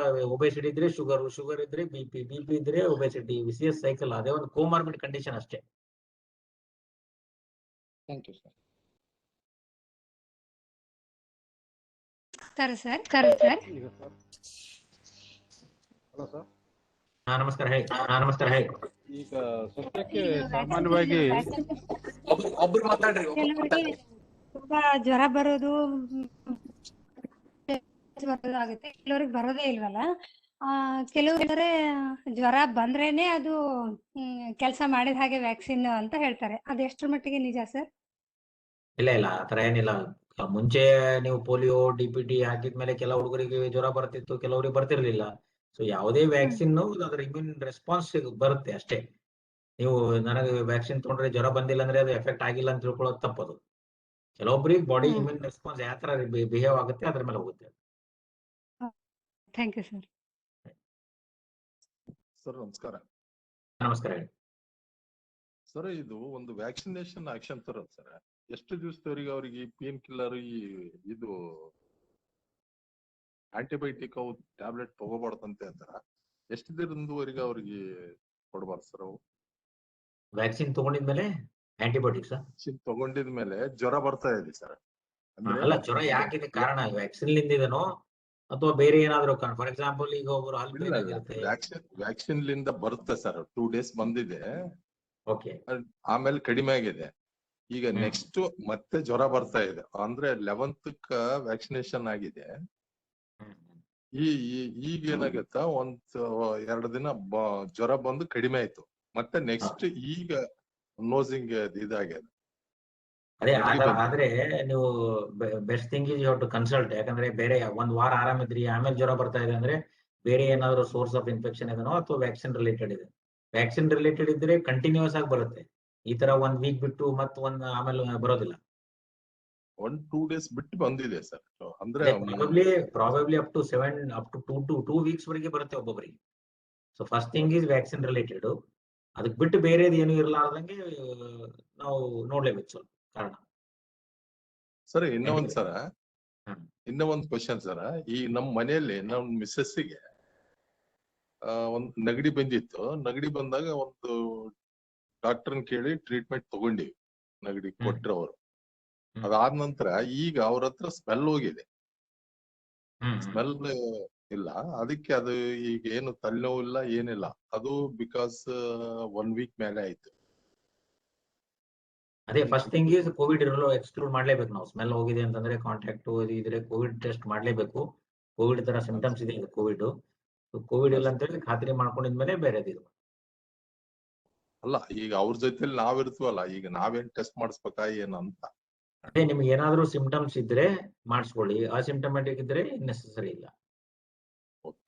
ಸಿಂಟಮೆಟಿಕ್ ಸರ್ 2 dose ಸೆಕೆಂಡ್ ಆಗಿದೆ ವ್ಯಾಕ್ಸಿನ್ ತಗೊಂಡಿದ್ರೆ ಅದೇ ಮಾಡಿ ನೋಡಿದ್ರಲ್ಲಿ ತಪ್ಪೇನಿಲ್ಲ. ಪಾಸಿಟಿವ್ ಬಂದ್ರು ಏನು ಹಾರ್ಮ್ ಏನಿಲ್ಲ. ಅಸಿಂಟಮ್ಯಾಟಿಕ್ ಕ್ಯಾರಿಯರ್ ಇರ್ಬೋದು. ಅನುಕೂಲ ಇದ್ರೆ ಮಾಡ್ಸೋದ್ರಲ್ಲಿ ತಪ್ಪೇನಿಲ್ಲ. ಓಕೆ ಸರ್, ಈಗ ಪಾಸಿಟಿವ್ ಅಂತ ಬಂದಿರೋಂತಹ ಪೇಷಂಟ್ ಎಷ್ಟು ದಿವಸ ಆದ್ಮೇಲೆ ರಿಕವರಿ ಆದ್ಮೇಲೆ ಅವರು ವ್ಯಾಕ್ಸಿನ್ ಹಾಕಿಸ್ಕೋಬಹುದು ಸರ್? ಆಲ್ರೆಡಿ ನಾನು ಹೇಳಿದೆ, ಮಿನಿಮಮ್ 4 weeks ವೇಟ್ ಮಾಡಬೇಕು. 4 weeks ಅಂದ್ರೆ ಯಾವತ್ತು ನಾವು ಪಾಸಿಟಿವ್ ಅಂತ ಗೊತ್ತಾಗಿದೆ ಆ ಡೇಟ್ ಇಂದ 4 weeks? ಅಲ್ಲ, ಪಾಸಿಟಿವ್ ಅಲ್ಲ, ಫುಲ್ ನಿಮ್ ಟ್ರೀಟ್ಮೆಂಟ್ ಆಗಿದ್ಮೇಲೆ, ನೆಗೆಟಿವ್ ಆದ್ಮೇಲೆ. ಮತ್ತೆ ಎಷ್ಟು ದಿವಸ ಆದ್ಮೇಲೆ ನಾವು ಟೆಸ್ಟ್ ಮಾಡಿಸ್ಬೇಕು ಸರ್ ನೆಗೆಟಿವ್ ಅಂತ ಇದು ಮಾಡಕ್ಕೆ? ಪಾಸಿಟಿವ್ ಬಂದ್ಮೇಲೆ ಟೆಸ್ಟ್ ಮಿನಿಮಮ್ 2 weeks 2 weeks ಆದ್ಮೇಲೆ ಇನ್ನೊಂದ್ಸಲ ನಾವು ಟೆಸ್ಟ್ ಮಾಡಿಸ್ಬೇಕಾ ಸರ್? ಟೆಸ್ಟ್ ಮಾಡಿಸಿ ನೆಗೆಟಿವ್ ಇದೆ ಅಂತ ಹೇಳಿದ್ರೆ ಇಲ್ಲಿ ನಾವು ಟೆಸ್ಟ್ ಮಾಡಬೇಡ ಅಂತ ಹೇಳ್ತೀವಿ. ಅಸಿಂಟಮ್ಯಾಟಿಕ್ ಇದ್ರೆ ನಿಮ್ಗೆ ಏನಾದ್ರು ಭಯ ಇತ್ತು, ತೊಂದರೆ ಇತ್ತು, ಕೆಲವೊಬ್ರಿಗೆ 3 ವಾರನೂ ಪಾಸಿಟಿವ್ ಬರುತ್ತೆ, ಡೆಡ್ ವೈರಸ್ ಶೆಡ್ ಆಗ್ತಾ ಇರ್ತದೆ. ಸೊ ನಿಮ್ಗೆ ಡೆಫಿನೆಟ್ ವ್ಯಾಕ್ಸಿನ್ ತಗೊಳ್ಳೋದೇ ಇದೆ ಅಂದ್ರೆ, ಅಥವಾ ಅವ್ರು ಓದೋರು ಕೇಳ್ತಾರೆ ನಮ್ಗೆ ಏನಾದ್ರು ಪಾಸಿಟಿವ್ ಇದೆ ಆಕ್ಟಿವ್ ಫೇಸ್ ಅಲ್ಲಿ ಇದ್ರೆ ತಗೊಳ್ಬೇಡ ಅಂತ ಹೇಳ್ತಾರೆ. So best thing is 4 weeks ಬಿಟ್ಟು ತಗೊಳ್ಳಿ, ರಿಕವರಿ ಆದ್ಮೇಲೆ. ರಿಕವರಿ ಆದ್ಮೇಲೆ 4 weeks. Okay sir. Okay sir. ನಮಸ್ಕಾರ ಸರ್. ನಮಸ್ಕಾರ ಹೇಳಿ ಸರ್, ನಾನು ಚಂದ್ರಶೇಖರ್ ಅಂತ ರಾಯಚೂರಿದೆ ಸರ್. 2 doses ವ್ಯಾಕ್ಸಿನೇಷನ್ ಕಂಪ್ಲೀಟ್ ಆಗಿದೆ ಸರ್. ಸರ್, ಇಮ್ಯುನಿಟಿ ಪವರ್ ಹೆಚ್ಚಿಗೆ ಮಾಡೋ ಸಲುವಾಗಿ ವಿಟಮಿನ್ ಸಿ ಮತ್ತೆ ಜಿಂಕ್, ಇವು ವಿಟಮಿನ್ ಡಿ ಟ್ಯಾಬ್ಲೆಟ್ಸ್ ತಗೋಬಹುದಾ ನಾವು? ಅಲ್ಲ, ನಿಮ್ ನ್ಯಾಚುರಲ್ ಇಮ್ಯುನಿಟಿ ಇರೋದು ಅದು ವಿಟಮಿನ್ ಸಿ ತಗೊಳ್ಳೋದೇ. ಆಲ್ರೆಡಿ ವ್ಯಾಕ್ಸಿನ್ ತಗೊಂಡಿದ್ರಿ, ಸೊ ನೀವು ಚೆನ್ನಾಗಿ fruits, vegetables, diet, walking, exercise, yoga, meditation ಇದ್ಮೇಲೆ ವಿಟಮಿನ್ ಸಿ ಅದೇ ಆಗ್ತದೆ. ಹಾ ಸರ್ ಓಕೆ ಸರ್. ಯಾಕಂದ್ರೆ ಸರ್ ನಮ್ಮ ಫ್ಯಾಮಿಲಿ ಹೆಚ್ಚಾಗಿ ಮನೆಗೆ ಇರ್ತಾರೆ, ಬಿಸಿಲಿಗೆ ಹೋಗಲ್ಲ. ವಿಟಮಿನ್ ಡಿ ಕೊಡ್ಬೇಕಂದ್ರೆ ಎಷ್ಟು ಕೊಡ್ಬೇಕು, ಏನ್ ಇದಾಗ್ಬೇಕು ಅಂತ ನಮ್ಗೆ ಒಂದು ಸ್ವಲ್ಪ ಧೈರ್ಯ ಸಾಲವಲ್ರಿ. ಅದೇ ಮನೆಯಲ್ಲಿರೋದು ಹೊರಗಡೆ ಹೋಗಿ ಕೂಡ ಬಿಸಿಲು ಕೂಡ್ಲಿಕ್ಕೆ ಅದಕ್ಕೆ ತೊಂದರೆ ಇಲ್ಲ. First thing is let them go and sit out side. ಹೊರಗಡೆ ಹೋಗಿ ಬಿಸಿಲಿಗೆ ಕೂಡ್ಲಿ ಸ್ವಲ್ಪ ಸೆಟ್ ಹ್ಯಾಬಿಟ್ ಹಾಕೊಳ್ಳಿ. ಆಮೇಲೆ ಬೇಕಾದ್ರೆ ನಿಮ್ ಸ್ಯಾಟಿಸ್ಫ್ಯಾಕ್ಟರಿ ಸಲಿಂದ 60 ಕ್ಯಾಪ್ಸೂಲ್ ವಿಟಮಿನ್ ಡಿ ಕ್ಯಾಪ್ಸೂಲ್ ಸಿಗುತ್ತೆ ಅಥವಾ ಸ್ಯಾಚೆಟ್ ಇರುತ್ತೆ, ವೀಕ್ಲಿ ಒಂದ್ಸಲ ತಗೊಳ್ಳಿ. Okay sir thank. ಹಾಗೆ ಥೈರಾಯ್ಡ್ ಪೇಷಂಟ್ ಕೊಡ್ಬೋದಾ? ಥೈರಾಯ್ಡ್ ಪೇಷಂಟ್ ನಾರ್ಮಲ್ ಇದೆ. ಹ್ಞೂ ಸರ್. ಕೊಡ್ಬೋದು. ಹಾಂ thank you sir, thank you, ತುಂಬಾ ಧನ್ಯವಾದಗಳು. ಧನ್ಯವಾದ. ಸಂಗ್ರಾಮ್ ಸರ್. ಹೇಳಿ ಸರ್. ಹಲೋ. ತಮಗೆ ಗೊತ್ತಿರುವ ಹಾಗೆ ಮೊನ್ನೆ ರವಿವಾರದಿಂದ ಬರುವ ಶನಿವಾರದವರೆಗೆ ನಾವು ಈ ನಮ್ಮ 7 ಉಪನ್ಯಾಸಗಳನ್ನ ನಾವು ಇತ್ತೀಚೆಗೆ ಲಿಂಗೈಕ್ಯರಾದಂತಹ ಬಸವರಾಜಪ್ಪ ಅಪ್ಪ ಅವರ ಸ್ಮರಣೆಗೆ ಮತ್ತು ನಳ್ಳಿತಾಯಿ ಬಸವರಾಜಪ್ಪ ಅಪ್ಪ ಅವರ ಒಂದು ಸ್ಮರಣೆಯಲ್ಲಿ ಮಾಡ್ತಾ ಇದ್ದೇವೆ. ಇವತ್ತು ನಮ್ಮೊಂದಿಗೆ ಲಿಂಗರಾಜಪ್ಪ ಅಪ್ಪ ಅವರು ಕೂಡ ಇದ್ದಾರೆ. ನಮ್ಮ ವೀಕ್ಷಕರ ಒಂದು ಬಂಧುಗಳಲ್ಲಿ ಲಿಂಗರಾಜಪ್ಪ ಅಪ್ಪ ಅವರನ್ನು ಕೂಡ ನಾನು ಈ ಸಂದರ್ಭದಲ್ಲಿ ಆಹ್ವಾನ ಮಾಡ್ತಾ ಅವರು ಕೂಡ ತಮ್ಮ ಒಟ್ಟಾರೆ ಇವತ್ತಿನ ಈ ಉಪನ್ಯಾಸದ ಬಗ್ಗೆ 2 ಮಾತು ಹೇಳ್ಬೇಕು ಅಂತ ಹೇಳಿ ಲಿಂಗರಾಜಪ್ಪ ಅವರನ್ನ ನಾನು ಆಹ್ವಾನಿಸ್ತಾ ಇದ್ದೀನಿ. ಅಪ್ಪ ಅವರೇ. ಸರ್ ನಮಸ್ಕಾರ ಎಲ್ಲರಿಗೂ, ಶರಣ ಶರಣಾರ್ಥಿ. ಒಂದೇದು ಏನಪ್ಪಾ ಅಂದ್ರೆ ಸಂಗ್ರಾಮ್ ಬ್ರದರ್ ನಮ್ಮ ಸೀನಿಯರ್, ನಮ್ಮ ಸ್ಕೂಲ್ದಲ್ಲಿ ಕ್ಯಾಪ್ಟನ್ ಆಗಿದ್ರು. ಅವರು ತಮ್ಮ ಕ್ಯಾಪ್ಟನ್ಶಿಪ್ ಬಹಳ ಅಚ್ಚುಕಟ್ಟಾಗಿ ನೆರವೇರಿಸ್ಕೊಂಡಿದ್ರು ನನಗೆ ಗೊತ್ತಿದೆ. ಅವರು ತಮ್ಮ ನಾಗೇಂದ್ರ ಬಿರಾದರ್ ನಮ್ಮ ಕ್ಲಾಸ್ಮೇಟು. ಬಹಳ ಎಲ್ಲ ಹಳಿ ನೆನಪು ಬರ್ತಾ ಇದೆ. ಬಹಳ ಒಳ್ಳೇದು. ಒಂದು ಎರಡನೇದು, ಈ ಸಂದರ್ಭದಲ್ಲಿ ನಮ್ಮ ಗುಲ್ಬರ್ಗ ಅಂದ್ರೆ ನಾನು ಗುಲ್ಬರ್ಗ ಇರ್ತೀನಿ. ನಮ್ಮ ಗುಲ್ಬರ್ಗದಲ್ಲಿ ಡಾಕ್ಟರ್ದು ಫ್ಯಾಮಿಲಿ ಮೆಂಬರ್ಸು ಮತ್ತು ಡಾಕ್ಟರ್ ಜೊತೆಗೆ ತಮ್ಮ ಸಿಬ್ಬಂದಿಗಳು ಏನ್ ಕೆಲಸ ಮಾಡ್ತಿದಾರೆ ಅವ್ರಿಗೆ ಎಲ್ಲರಿಗೂ ಒಂದು ಧನ್ಯವಾದಗಳು. ಕಾರಣ ಏನಪ್ಪಾ ಅಂದ್ರೆ ಈಗ ಇಷ್ಟು ಇನ್ಫ್ಲೋ ಆಗಿದೆ ಪೇಷಂಟ್ಸ್ಗಳು, ಡಾಕ್ಟರ್ಗೆ ಬೇಸರ ಬಂದ್ಬಿಟ್ಟಿದೆ. ಒಂದು ಡಾಕ್ಟರ್ ಕುಟುಂಬದಲ್ಲಿ ಅವ್ರು ಹೇಳ್ತದೆ ಬ್ಯಾಟ್ರಿ ಪ್ರಾಕ್ಟೀಸ್ ಮಾಡಕ್ ಹೋಗ್ಬೇಡ್ರಿ, ನಿಮ್ಗೆ ತೊಂದರೆ ಆಗ್ತಾ ಇದೆ. ನಾವು ಬಹಳಷ್ಟು ಜನರನ್ನ ನೋಡಿ, ಡಾಕ್ಟರ್ ಮನೆಯಲ್ಲೇ ಬಹಳಷ್ಟು ಮಂದಿ ತೀರ್ಕೊಂಡಿದ್ದಾರೆ, ಲಿಂಗಕ್ಕೆ ಆಗಿದ್ದಾರೆ. ಇದು ಒಂದು ದೊಡ್ಡ ನೋವು ಕೂಡ ಇದೆ. ಆದ್ರೆ ಒಂದು ನನ್ಗೆ ಒಳಗ ಅನಿಸಿಕೆ ಏನಪ್ಪಾ ಅಂದ್ರೆ inflow of patient to the infrastructure of Gulbarga match ಆಗ್ತಿದೆ ಇಲ್ಲ. ಆಗ್ತಿಲ್ಲ ಅಂದ್ರೆ ನಾವು ಏನ್ ಮಾಡ್ಕೋಬಹುದು? ಸಪೋಸ್ ಇದೇ 1% ಇನ್ನ ಹೆಚ್ಚಿಗೆ ಪೇಷಂಟ್ ಆದ್ರೆ ನಾವು ಯಾವ್ದು ಕಡೆ ನಾವು ಹೋಗ್ತಾ ಇದೀವಿ ಅನ್ನೋ ಒಂದು ಗಮನಕ್ಕೆ ಒಂದು ತಗೋಬೇಕಾಗ್ತದೆ, ಒಂದು ವಿಚಾರ ಇದೆ ಸರ್.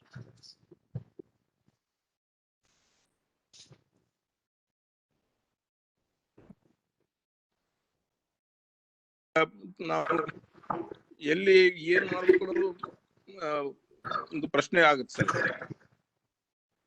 ಅಲ್ಲಿಂದ ಇಷ್ಟು ನಾವು ನೋಡ್ತಾ ಇದೀವಿ ಸರ್, ಇಷ್ಟು ಎಲ್ಲ ಮಂದಿ ಕೆಲಸ ಮಾಡ್ತಾರೆ. ಬೆಳಗ್ಗೆಲಿಂದ 24 ತಾಸು. ನಾನು ರಾತ್ರಿ 2 ಗಂಟೆ ನೋಡಿದೀನಿ, ನಾನು 3 ಗಂಟೆ ನೋಡಿದೀನಿ. ಬಹಳ ಬ್ಯಾಸರ ಬಂದಿತ್ತು ಸರ್. ಬ್ಯಾಸರ ಬಂದ್ರು ಕೆಲಸ ಮಾಡ್ತಾರೆ. ಮುಂದೆ ನಮ್ಗೆ ಜನರು ಸಿಗ್ತಾರೆ ಇಲ್ಲ ಅಂತ ಡೌಟ್ ಬರ್ತಾ ಇದೆ ಈಗ.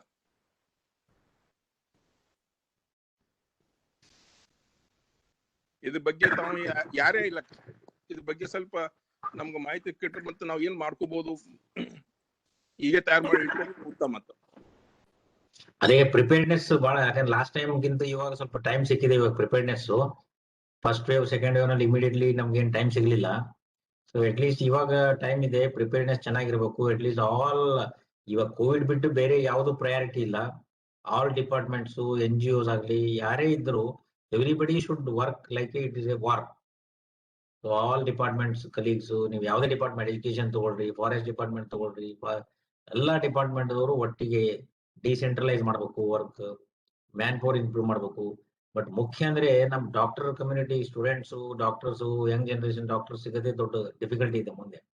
ಈಗ everybody is fatigued, everybody is ಈಗ ಅದಕ್ಕೆ ಇವಾಗ ನೀಟ್ ಎಕ್ಸಾಮ್ ಪೋಸ್ಟ್ಪೋನ್ ಮಾಡಿದ್ರು. So that you will get some students ಅಂತಾರೆ, Young doctor, senior residents. So ಅವ್ರಿಗೆ ಇನ್ನೂ ಸ್ವಲ್ಪ ಪ್ರಯಾರಿಟಿ ಕೊಡ್ತಾ ಇದಾರೆ. 100 days ಕೆಲಸ ಮಾಡಿದ್ರೆ ನಿಮಗೆ ನೀಟಲ್ಲಿ ಗ್ರೇಸ್ ಮಾರ್ಕ್ಸ್ ಕೊಡ್ತೀವಿ, ಸೀಟ್ ಅಶ್ಯೂರೆನ್ಸ್ ಕೊಡ್ತಾ ಇದಾರೆ. So that is how ultimately ದುಡಿಯೋರಿಗೆ ಅವರೇ ರೆಸಿಡೆಂಟ್ ಡಾಕ್ಟರ್ಸ್, ಯಂಗ್ ಡಾಕ್ಟರ್ಸ್.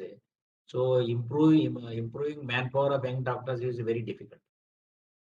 ಬೇರೆ ರಿಸೋರ್ಸ್ ನೀವು ಬಿಲ್ಡ್ ಮಾಡಬಹುದು, but doctor resource overnight ಹ್ಯಾಂಗ್ ಇನ್ಕ್ರೀಸ್ ಮಾಡಬಹುದು. So that is the main thing they have to work. ಈಗ ಅದಕ್ಕೆ ಈಗ ಎಲ್ಲ NMC ದವರಾಗ್ಲಿ, MC ದವರಾಗ್ಲಿ, that is how they are working on that. So ಅದಕ್ಕೆ ಆಯುರ್ವೇದಿಕ್ ಆಗಲಿ, ಹೋಮಿಯೋಪತಿಕ್ ಆಗಲಿ, ಆಲ್ ಆರ್ಗನೈಸೇಷನ್ಸ್ ಎಲ್ಲರ ಇನ್ವಾಲ್ವ್ಮೆಂಟ್ ಮಾಡಿ ಮ್ಯಾನ್ ಪವರ್, ಟ್ರೈನಿಂಗು, ಅವ್ರಿಗೆ ಸ್ವಲ್ಪ ಎಲ್ಲ ಮೇನ್ ಅಂದ್ರೆ ಡಾಕ್ಟರ್ಸ್ ಅಂಡ್ ನರ್ಸಸ್, ಡಾಕ್ಟರ್ಗಿಂತ ನರ್ಸಸ್ ಸಿಗ್ತಾ ಇಲ್ಲ. ಸೊ ನರ್ಸಿಂಗ್ ಸ್ಟಾಫ್ ಎಲ್ಲಿಂದ ತರ್ತಿದ್ರು? ಅವ್ರು ವರ್ಷ ಆಗ್ಲಿ ಇನ್ನೂ 2 ವರ್ಷ ಆಗ್ಲಿ, ಕೆಲವರು ಬಿಟ್ಟು ಹೋಗ್ತಾರ, ಕೆಲವರು ವಿಮಾರ್ ಆಗ್ತಾರ, ಕೆಲವರು ಪ್ರಾಬ್ಲಮ್ ಆಗ್ತಾರ, ಫಟಿಗ್ ಆಗ್ತಾರ. ಸೊ ಕೆಲವರು ಡಿಪ್ರೆಷನ್ ಹೋಗ್ತಾ ಇದಾರೆ, ಸೂಸೈಡ್ ಮಾಡ್ಕೋತಾ ಇದ್ದಾರೆ. So many things are happening within 1.5 year. We have to be prepared for another 1.5 years. So 2022 minimum, another 1.5 years, ಎಲ್ಲರೂ we have to bear. And doctors, junior doctors, medical, non-medical, everybody we have to bear with this mental trauma. So ಅದಕ್ಕೆ preparedness, involvement at all level, improvement should be at all level, not at individual level. Right from the government, private, ಎಲ್ಲ level ಅಲ್ಲಿ ಬೇಕಾಗುತ್ತೆ. ಹೌದು sir, ಹೌದು. ಹೀಗೆ ತಯಾರು ಮಾಡ್ಕೋಬೇಕಾಗುತ್ತೆ sir ನಾವೆಲ್ಲ. ಈ for example third wave paediatric age group ಅಂತ ಹೇಳ್ತಾ ಇದ್ದಾರೆ. So now time is there for paediatrics. ಇವಾಗಲೇ ಇನ್ಕ್ರೀಸ್ ಮಾಡಿ. ಪೀಡಿಯಾಟ್ರಿಷಿಯನ್ ಎಷ್ಟು ಜನ ಇದಾರೆ ನೋಡ್ರಿ, ಪೀಡಿಯಾಟ್ರಿಕ್ ICU ಎಷ್ಟು ಜನ ಎಷ್ಟಿದೆ ನೋಡ್ರಿ, ಪೀಡಿಯಾಟ್ರಿಕ್ ವೆಂಟಿಲೇಟರ್ ಎಷ್ಟದ ನೋಡ್ರಿ. ಅವಾಗ ಹೆಚ್ಚಿಗಾಗಿ ಅವಾಗ ಬಡದಕ್ಕಿಂತ ಇವಾಗ ಪ್ರಿಪೇರ್ನೆಸ್ ಮಾಡೋದು ಬೆಟರ್ ಅಲ್ಲ. ಥರ್ಡ್ ವೇವ್ ನಾಳೆನೂ ಬರ್ಬೋದು, 3 ತಿಂಗಳಾದ್ರೂ ಬರ್ಬೋದು, 6 ತಿಂಗಳಾದ್ರೂ ಬರ್ಬೋದು, ಬರ್ಲಾರ್ದೇನೆ ಇರ್ಬೋದು. So there is no definite. So paediatric ಅಂತ ಇವಾಗಲಿಂದ ಸ್ಟಾರ್ಟ್ ಆಗಿದೆ ಅಲ್ಲ. So prepared for paediatrics. So paediatric ICU ಎಷ್ಟಿದೆ ಗುಲ್ಬರ್ಗದಲ್ಲಿ, ವೆಂಟಿಲೇಟರ್ ಎಷ್ಟಿದೆ ಗುಲ್ಬರ್ಗದಲ್ಲಿ, ಪೀಡಿಯಾಟ್ರಿಷಿಯನ್ ಎಷ್ಟು ಜನ ಇದಾರ. ಸೊ ಇವಾಗ ಪ್ಲಾನ್ ಮಾಡಿದ್ರೆ ಅದು ಏನು ಅಷ್ಟು ಇದು ಆಗ್ಲಿಕ್ಕಿಲ್ಲ ಅನ್ಸ್ತದೆ. But time is only the healer for us. Correct. ಅಲ್ಲಿಂದ ಇನ್ನೊಂದು ಏನಪ್ಪಾ ಅಂದ್ರೆ, ಈಗ ನಾವು ಥರ್ಡ್ ವೇವ್ ಅಂತ ಅನ್ಕೊಂಡ್ರು, ಈಗ ಸ್ಕೂಲ್ ರಿಓಪನಿಂಗ್ ಆಗ್ಬೋದು ಇನ್ನೊಂದ್ 2-3 ತಿಂಗಳು ಬಿಟ್ಟು. ಅದು ಮತ್ತೆ ಇದು 2 ಸ್ಯಾಮಿಲ್ಟೇನಿಯಸ್ ಬಂದ್ರೆ ಮತ್ತೆ ಇನ್ನೊಂದು ದೊಡ್ಡ ತೊಂದರೆ ಆಗುತ್ತೆ. ಇದು ತಾವು ಹೇಳ್ದಂಗೆ ನಾವು ಇದಕ್ಕೊಂದು ಹೀಗೆ ಒಂದು ಪ್ಲಾನಿಂಗ್ ಮಾಡ್ಕೊಂಡು ನಾವು ಏನೇನ್ ಮಾಡ್ಬೇಕು ತಯಾರು ಮಾಡ್ಕೊಂಡು ಉತ್ತಮ ಸರ್. ನಮ್ ಜೊತೆಗೆ ಯಾರಿದ್ದಾರೋ ನಾವು ಇದ್ರ ಬಗ್ಗೆ ಚರ್ಚೆ ಮಾಡಿದೀವಿ. ಅದು ತಮ್ಗೊಂದು ಜನರು ಎಲ್ಲ ಈಗ ಒಂದು ಕೂತೀವಿ, ನಾವು ಮಾತಾಡ್ತಾ ಇದ್ವಿ, ನಮ್ಗೆ ಎಲ್ಲರೂ ಗೊತ್ತಾಗ್ಲಿ ಅಂತ ಹೇಳಿಸ್ಲಿಕ್ಕೆ ನಾ ಈ ಮಾತು ತಮ್ಮ ಎದುರು ನಾ ಇಡ್ತಾ ಇದ್ದೇನೆ. ಹಿರೇಮಠ್ ಸರ್, ಇದಕ್ಕೆ ತಾವು ಬೆಳಕು ಚೆಲ್ಬೇಕು. ಇದಕ್ಕೆ ನಾವ್ ಏನೇನ್ ಮಾಡ್ಬೋದು ಮತ್ತು ಪಾಟೀಲ್ ಜೊತೆಗೆ ಇಟ್ಕೊಂಡು ನಾವು ಮತ್ತೆ ಇದಕ್ಕೆ ನಾವ್ ಏನಾರ ಮಾಡಕ್ ಆಗ್ತಿತ್ತಪ್ಪ ಮಾಡೋಣ ಸರ್.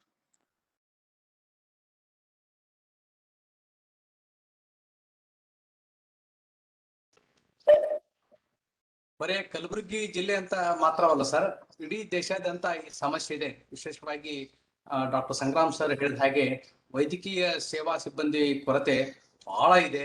ಅದನ್ನ ಕೇಳಿದ್ರೆ ಒಮ್ಮೊಮ್ಮೆ ಗಾಬರಿ ಆಗ್ತದೆ.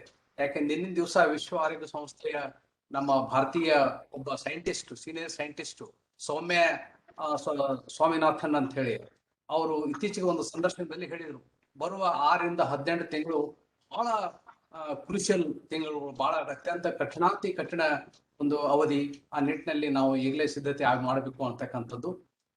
ಸರ್ ಹೇಳಿದ ಹಾಗೆ ನಾವು ಈಗಲೇ ಒಂದಿಷ್ಟು ಇನ್ನು ತಯಾರು ಮಾಡಬೇಕು. ಮೊದಲನೇ ಅಲೆ, 2ನೇ ಅಲೆ ಮಧ್ಯದಲ್ಲಿ ಏನು ಒಂದು ಸ್ವಲ್ಪ ಅಜಾಗರೂಕತೆ ಅಥವಾ ನಿರ್ಲಕ್ಷ್ಯ ಆಯ್ತು, ಅದನ್ನ ಬಿಟ್ಕೊಟ್ಟು ಕೇವಲ ರಾಷ್ಟ್ರೀಯ ಮಟ್ಟದಲ್ಲ, ರಾಜ್ಯ ಮಟ್ಟದಲ್ಲ, ಲಿಂಗರಾಜಪ್ಪ ಅವ್ರು ಹೇಳಿದಾಗೆ ಪ್ರಾದೇಶಿಕವಾಗಿ, ಸ್ಥಳೀಯವಾಗಿ, ಸ್ಥಾನಿಕವಾಗಿ ನಾವು ಈ ತರದ ಒಂದು ಕೆಲಸ ಮಾಡಬೇಕು. ಬರೀ ಸರ್ಕಾರದ ಮೇಲೆ ಅವಲಂಬನೆ ಆಗಲಾರ್ದೇ ಸರ್ಕಾರೇತರ ಸಂಸ್ಥೆಗಳು ಮತ್ತು ಜನಾಭಿಪ್ರಾಯ ಮುಖಂಡರು ಅಂತ ಏನ್ ಹೇಳ್ತೀವಲ್ಲ, ಒಪಿನಿಯನ್ ಲೀಡರ್ಸ್ ಅಂತ ಹೇಳಿ, ತಮ್ಮಂತವರ ಒಂದು ಸಹಕಾರದಿಂದ ಈ ಎಲ್ಲ ಕೆಲಸ ಮಾಡ್ತಕ್ಕಂತ ಅಗತ್ಯತೆ ಇದೆ ಅನ್ನೋದು ನನಗನ್ನಿಸ್ತದೆ. ಆ ನಿಟ್ಟಿನಲ್ಲಿ ನಾವು ಎಲ್ಲ ಆಲೋಚನೆ ಮಾಡಬೇಕು.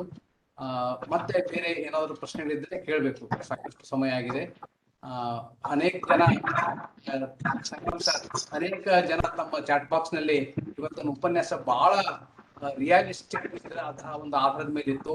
ಅವರ ಅನುಭವಗಳನ್ನೇ ಇಲ್ಲಿ ಅವರು ಹಂಚಿಕೊಂಡ್ರು ಅಂತಕ್ಕಂಥದ್ದು ಮತ್ತು ಹೊಸ ಮಾಹಿತಿ, ವಿಶೇಷವಾಗಿ ಸಮಯ ಪ್ರಜ್ಞೆ ಫ್ರಮ್ ಡೇ 1 ಎಲ್ಲರೂ ಒತ್ತಿ ಹೇಳಿದ್ರು. ಡೇ 1 ಇಂದ ತಾವು ಹೇಳಿದಂತಹದ್ದು ಮತ್ತು ಪೇಷಂಟ್ ಸೆಂಟ್ರಿಕ್, ರೋಗಿ ಕೇಂದ್ರಿತ ಚಿಕಿತ್ಸೆ ಮತ್ತು ವೈದ್ಯರ ಒಂದು ಜವಾಬ್ದಾರಿ ಮತ್ತು ಜುಡಿಷಿಯಸ್ ಆಗಿ ಮೆಡಿಕೇಶನ್ ಮಾಡ್ತಕ್ಕಂಥದ್ದು, ಅದ್ರ ಬಗ್ಗೆ ಬಹಳ ತಾವು ಅಚ್ಚುಕಟ್ಟಾಗಿ ಮತ್ತು ಬಹಳ ನಮ್ಗೆಲ್ಲ ಮನಕ್ಕೆ ತಲುಪುವ ಹಾಗೆ, ಮನ ಮುಟ್ಟುವ ಹಾಗೆ ತಾವೆಲ್ಲ ಹೇಳಿದ್ರಿ. ಆ ಪ್ರಯುಕ್ತ ಬಹುಶಃ ಎಲ್ಲಾ ಪ್ರಶ್ನೆಗಳಿಲ್ಲ ಅಂತ ಹೇಳಿ ತಿಳ್ಕೊಂಡು ರೆಡ್ಡಿಸ್ ಅವರ ಅನುಮತಿ ತಗೊಂಡು ನಾನು ತಮಗೆ ಹೃತ್ಪೂರ್ವಕ ಧನ್ಯವಾದ ಹೇಳ್ತೇನೆ. ತಮಗೆಲ್ಲ ಗೊತ್ತಿರುವ ಹಾಗೆ ಕಲಬುರಗಿಯ ಷಡಕ್ಷರ ಸ್ವಾಮಿ ದಿಗ್ಗಾಂಕರ ಟ್ರಸ್ಟ್ ಮತ್ತು ಬೀದರಿನ ಡಾಕ್ಟರ್ ಎಸ್ ಸಿದ್ದಾರೆಡ್ಡಿ ಫೌಂಡೇಶನ್, ವಿಜಯಪುರದ ಸರೋಜಿನಿ ಗದಿಗೆಪ್ಪ ಶೀಲವಂತ ಪ್ರತಿಷ್ಠಾನ, ಈ 3 ಸಂಸ್ಥೆಗಳ ಸಹಯೋಗದಲ್ಲಿ ನಾವು ಈ ಕಾರ್ಯಕ್ರಮ ಮಾಡ್ತಾ ಇದ್ದೇವೆ. 3 ಸಂಸ್ಥೆಗಳ ಪರವಾಗಿ ತಮಗೆ ಅನಂತ ಧನ್ಯವಾದ ಹೇಳ್ತೇನೆ. ಹಾಗೆ ಕಳೆದ ರವಿವಾರ ಮೇ 16ರಿಂದ ಬರುವ ಶನಿವಾರಿ ಮೇ 22ರವರೆಗೆ ಅಂದ್ರೆ ಶನಿವಾರದವರೆಗಿನ ಎಲ್ಲ 7 ಉಪನ್ಯಾಸಗಳನ್ನ ತಮ್ಮಂತಹ ಸಂಪನ್ಮೂಲ ವ್ಯಕ್ತಿಗಳು ಕೊಡ್ತಕ್ಕಂಥ ಎಲ್ಲ ಉಪನ್ಯಾಸಗಳನ್ನ ಪರಮ ಪೂಜ್ಯ ಬಸವರಾಜ ಲಿಂಗೈಕ್ಯ ಬಸವರಾಜಪ್ಪ ಅಪ್ಪ ಅವರಿಗೆ ಹಾಗೂ ಪೂಜ್ಯ ಮಾತು ಶ್ರೀ ನಳಿತಾಯಿ ಅಪ್ಪ ಅವರ ಸ್ಮರಣೆಗೆ ನಾವು ಅರ್ಪಣೆ ಮಾಡಿದ್ದೇವೆ. ಅವರಿಗೆ ಇದು ನಾವು ಕೊಡ್ತಕ್ಕಂತಹ ಗೌರವಿಸ್ತಕ್ಕಂತಹ ಒಂದು ಯಥಾಯೋಗ್ಯ ಶ್ರದ್ಧಾಂಜಲಿ ಅಂತ ಅಂದ್ಕೊಂಡು ಈ ಆರೋಗ್ಯದ ಅರಿವಿನ ಕಾರ್ಯಕ್ರಮ ಜ್ಞಾನ ದಾಸೋಹದ ಕಾರ್ಯಕ್ರಮ ಅಂತ ಹೇಳ್ತಾ ಈ ಕಾರ್ಯಕ್ರಮದ ಭಾಗವಹಿಸಿದ ತಮಗೆ ಮತ್ತು ಎಲ್ಲ ವೀಕ್ಷಕ ಬಂಧುಗಳಿಗೆ ನಾನು ಅನಂತ ಧನ್ಯವಾದ ಹೇಳ್ತೀನಿ. ಹಾಗೆ ಲಿಂಗರಾಜ್ ಅಪ್ಪ ಅವರಿಗೂ ಕೂಡ ಮತ್ತು ಅನೇಕ ಜನ ಹಿರಿಯರು ಕೂಡ ಭಾಗವಹಿಸಿದ್ದಾರೆ. ಬಾಳೆಕುಂದ್ರಿ ಮೇಡಮ್ ಅವರು ಇದ್ರು, ಬಹುಶಃ ಈಗ ಇಲ್ಲ ಅಂತ ಅನಿಸ್ತದೆ. ಆಮೇಲೆ ಬಾಗಲಕೋಟೆಯಿಂದ HF ಯೋಗಪ್ಪನವ್ರು ಇದ್ರು. ಆಮೇಲೆ ವಿಜಯಪುರದಿಂದ ನಮ್ಮ ಶೀಲ್ವಂತ್ ಅವರಿದ್ರು, ನಮ್ಮ ಕಾರ್ಯಕ್ರಮದ ಒಬ್ಬ ಸಹಯೋಗಿ. ಹಾಗೆ ಶ್ರೀನಿವಾಸ ಮೂರ್ತಿ ಅವರು, ಅನೇಕ ಜನ ಚಾಟ್ ಬಾಕ್ಸ್ ನಲ್ಲಿ very nice presentation, very executive, very informative ಅಂತಕ್ಕಂಥ ಹೇಳ್ತಾರೆ. ಇದೆಲ್ಲ ತಮಗೆ ಅರ್ಪಿತ ಅಂತ ಹೇಳ್ತಾ ಈ ಕಾರ್ಯಕ್ರಮವನ್ನು ಮುಗಿಸ್ತೇವೆ. ಆಮೇಲೆ ರೆಡ್ಡಿ ಸರ್ ಹಾಕಿದ ಹಾಗೆ ನಾಳಿನ ದಿವಸ ಡಾಕ್ಟರ್ CR ಚಂದ್ರಶೇಖರ್ ಅವರ ವಿಶೇಷ ಉಪನ್ಯಾಸ ಇರ್ತದೆ. COVID-19 ಎರಡನೇ ಅಲೆ ಮತ್ತು ಸಾವು ನೋವುಗಳೊಂದಿಗೆ ಮುಖಾಮುಖಿ ಅಂತಕ್ಕಂಥದ್ದು ಬಹಳ ಅತ್ಯಂತ ಪ್ರಸ್ತುತವಾಗಿರ್ತಕ್ಕಂಥ ವಿಷಯ.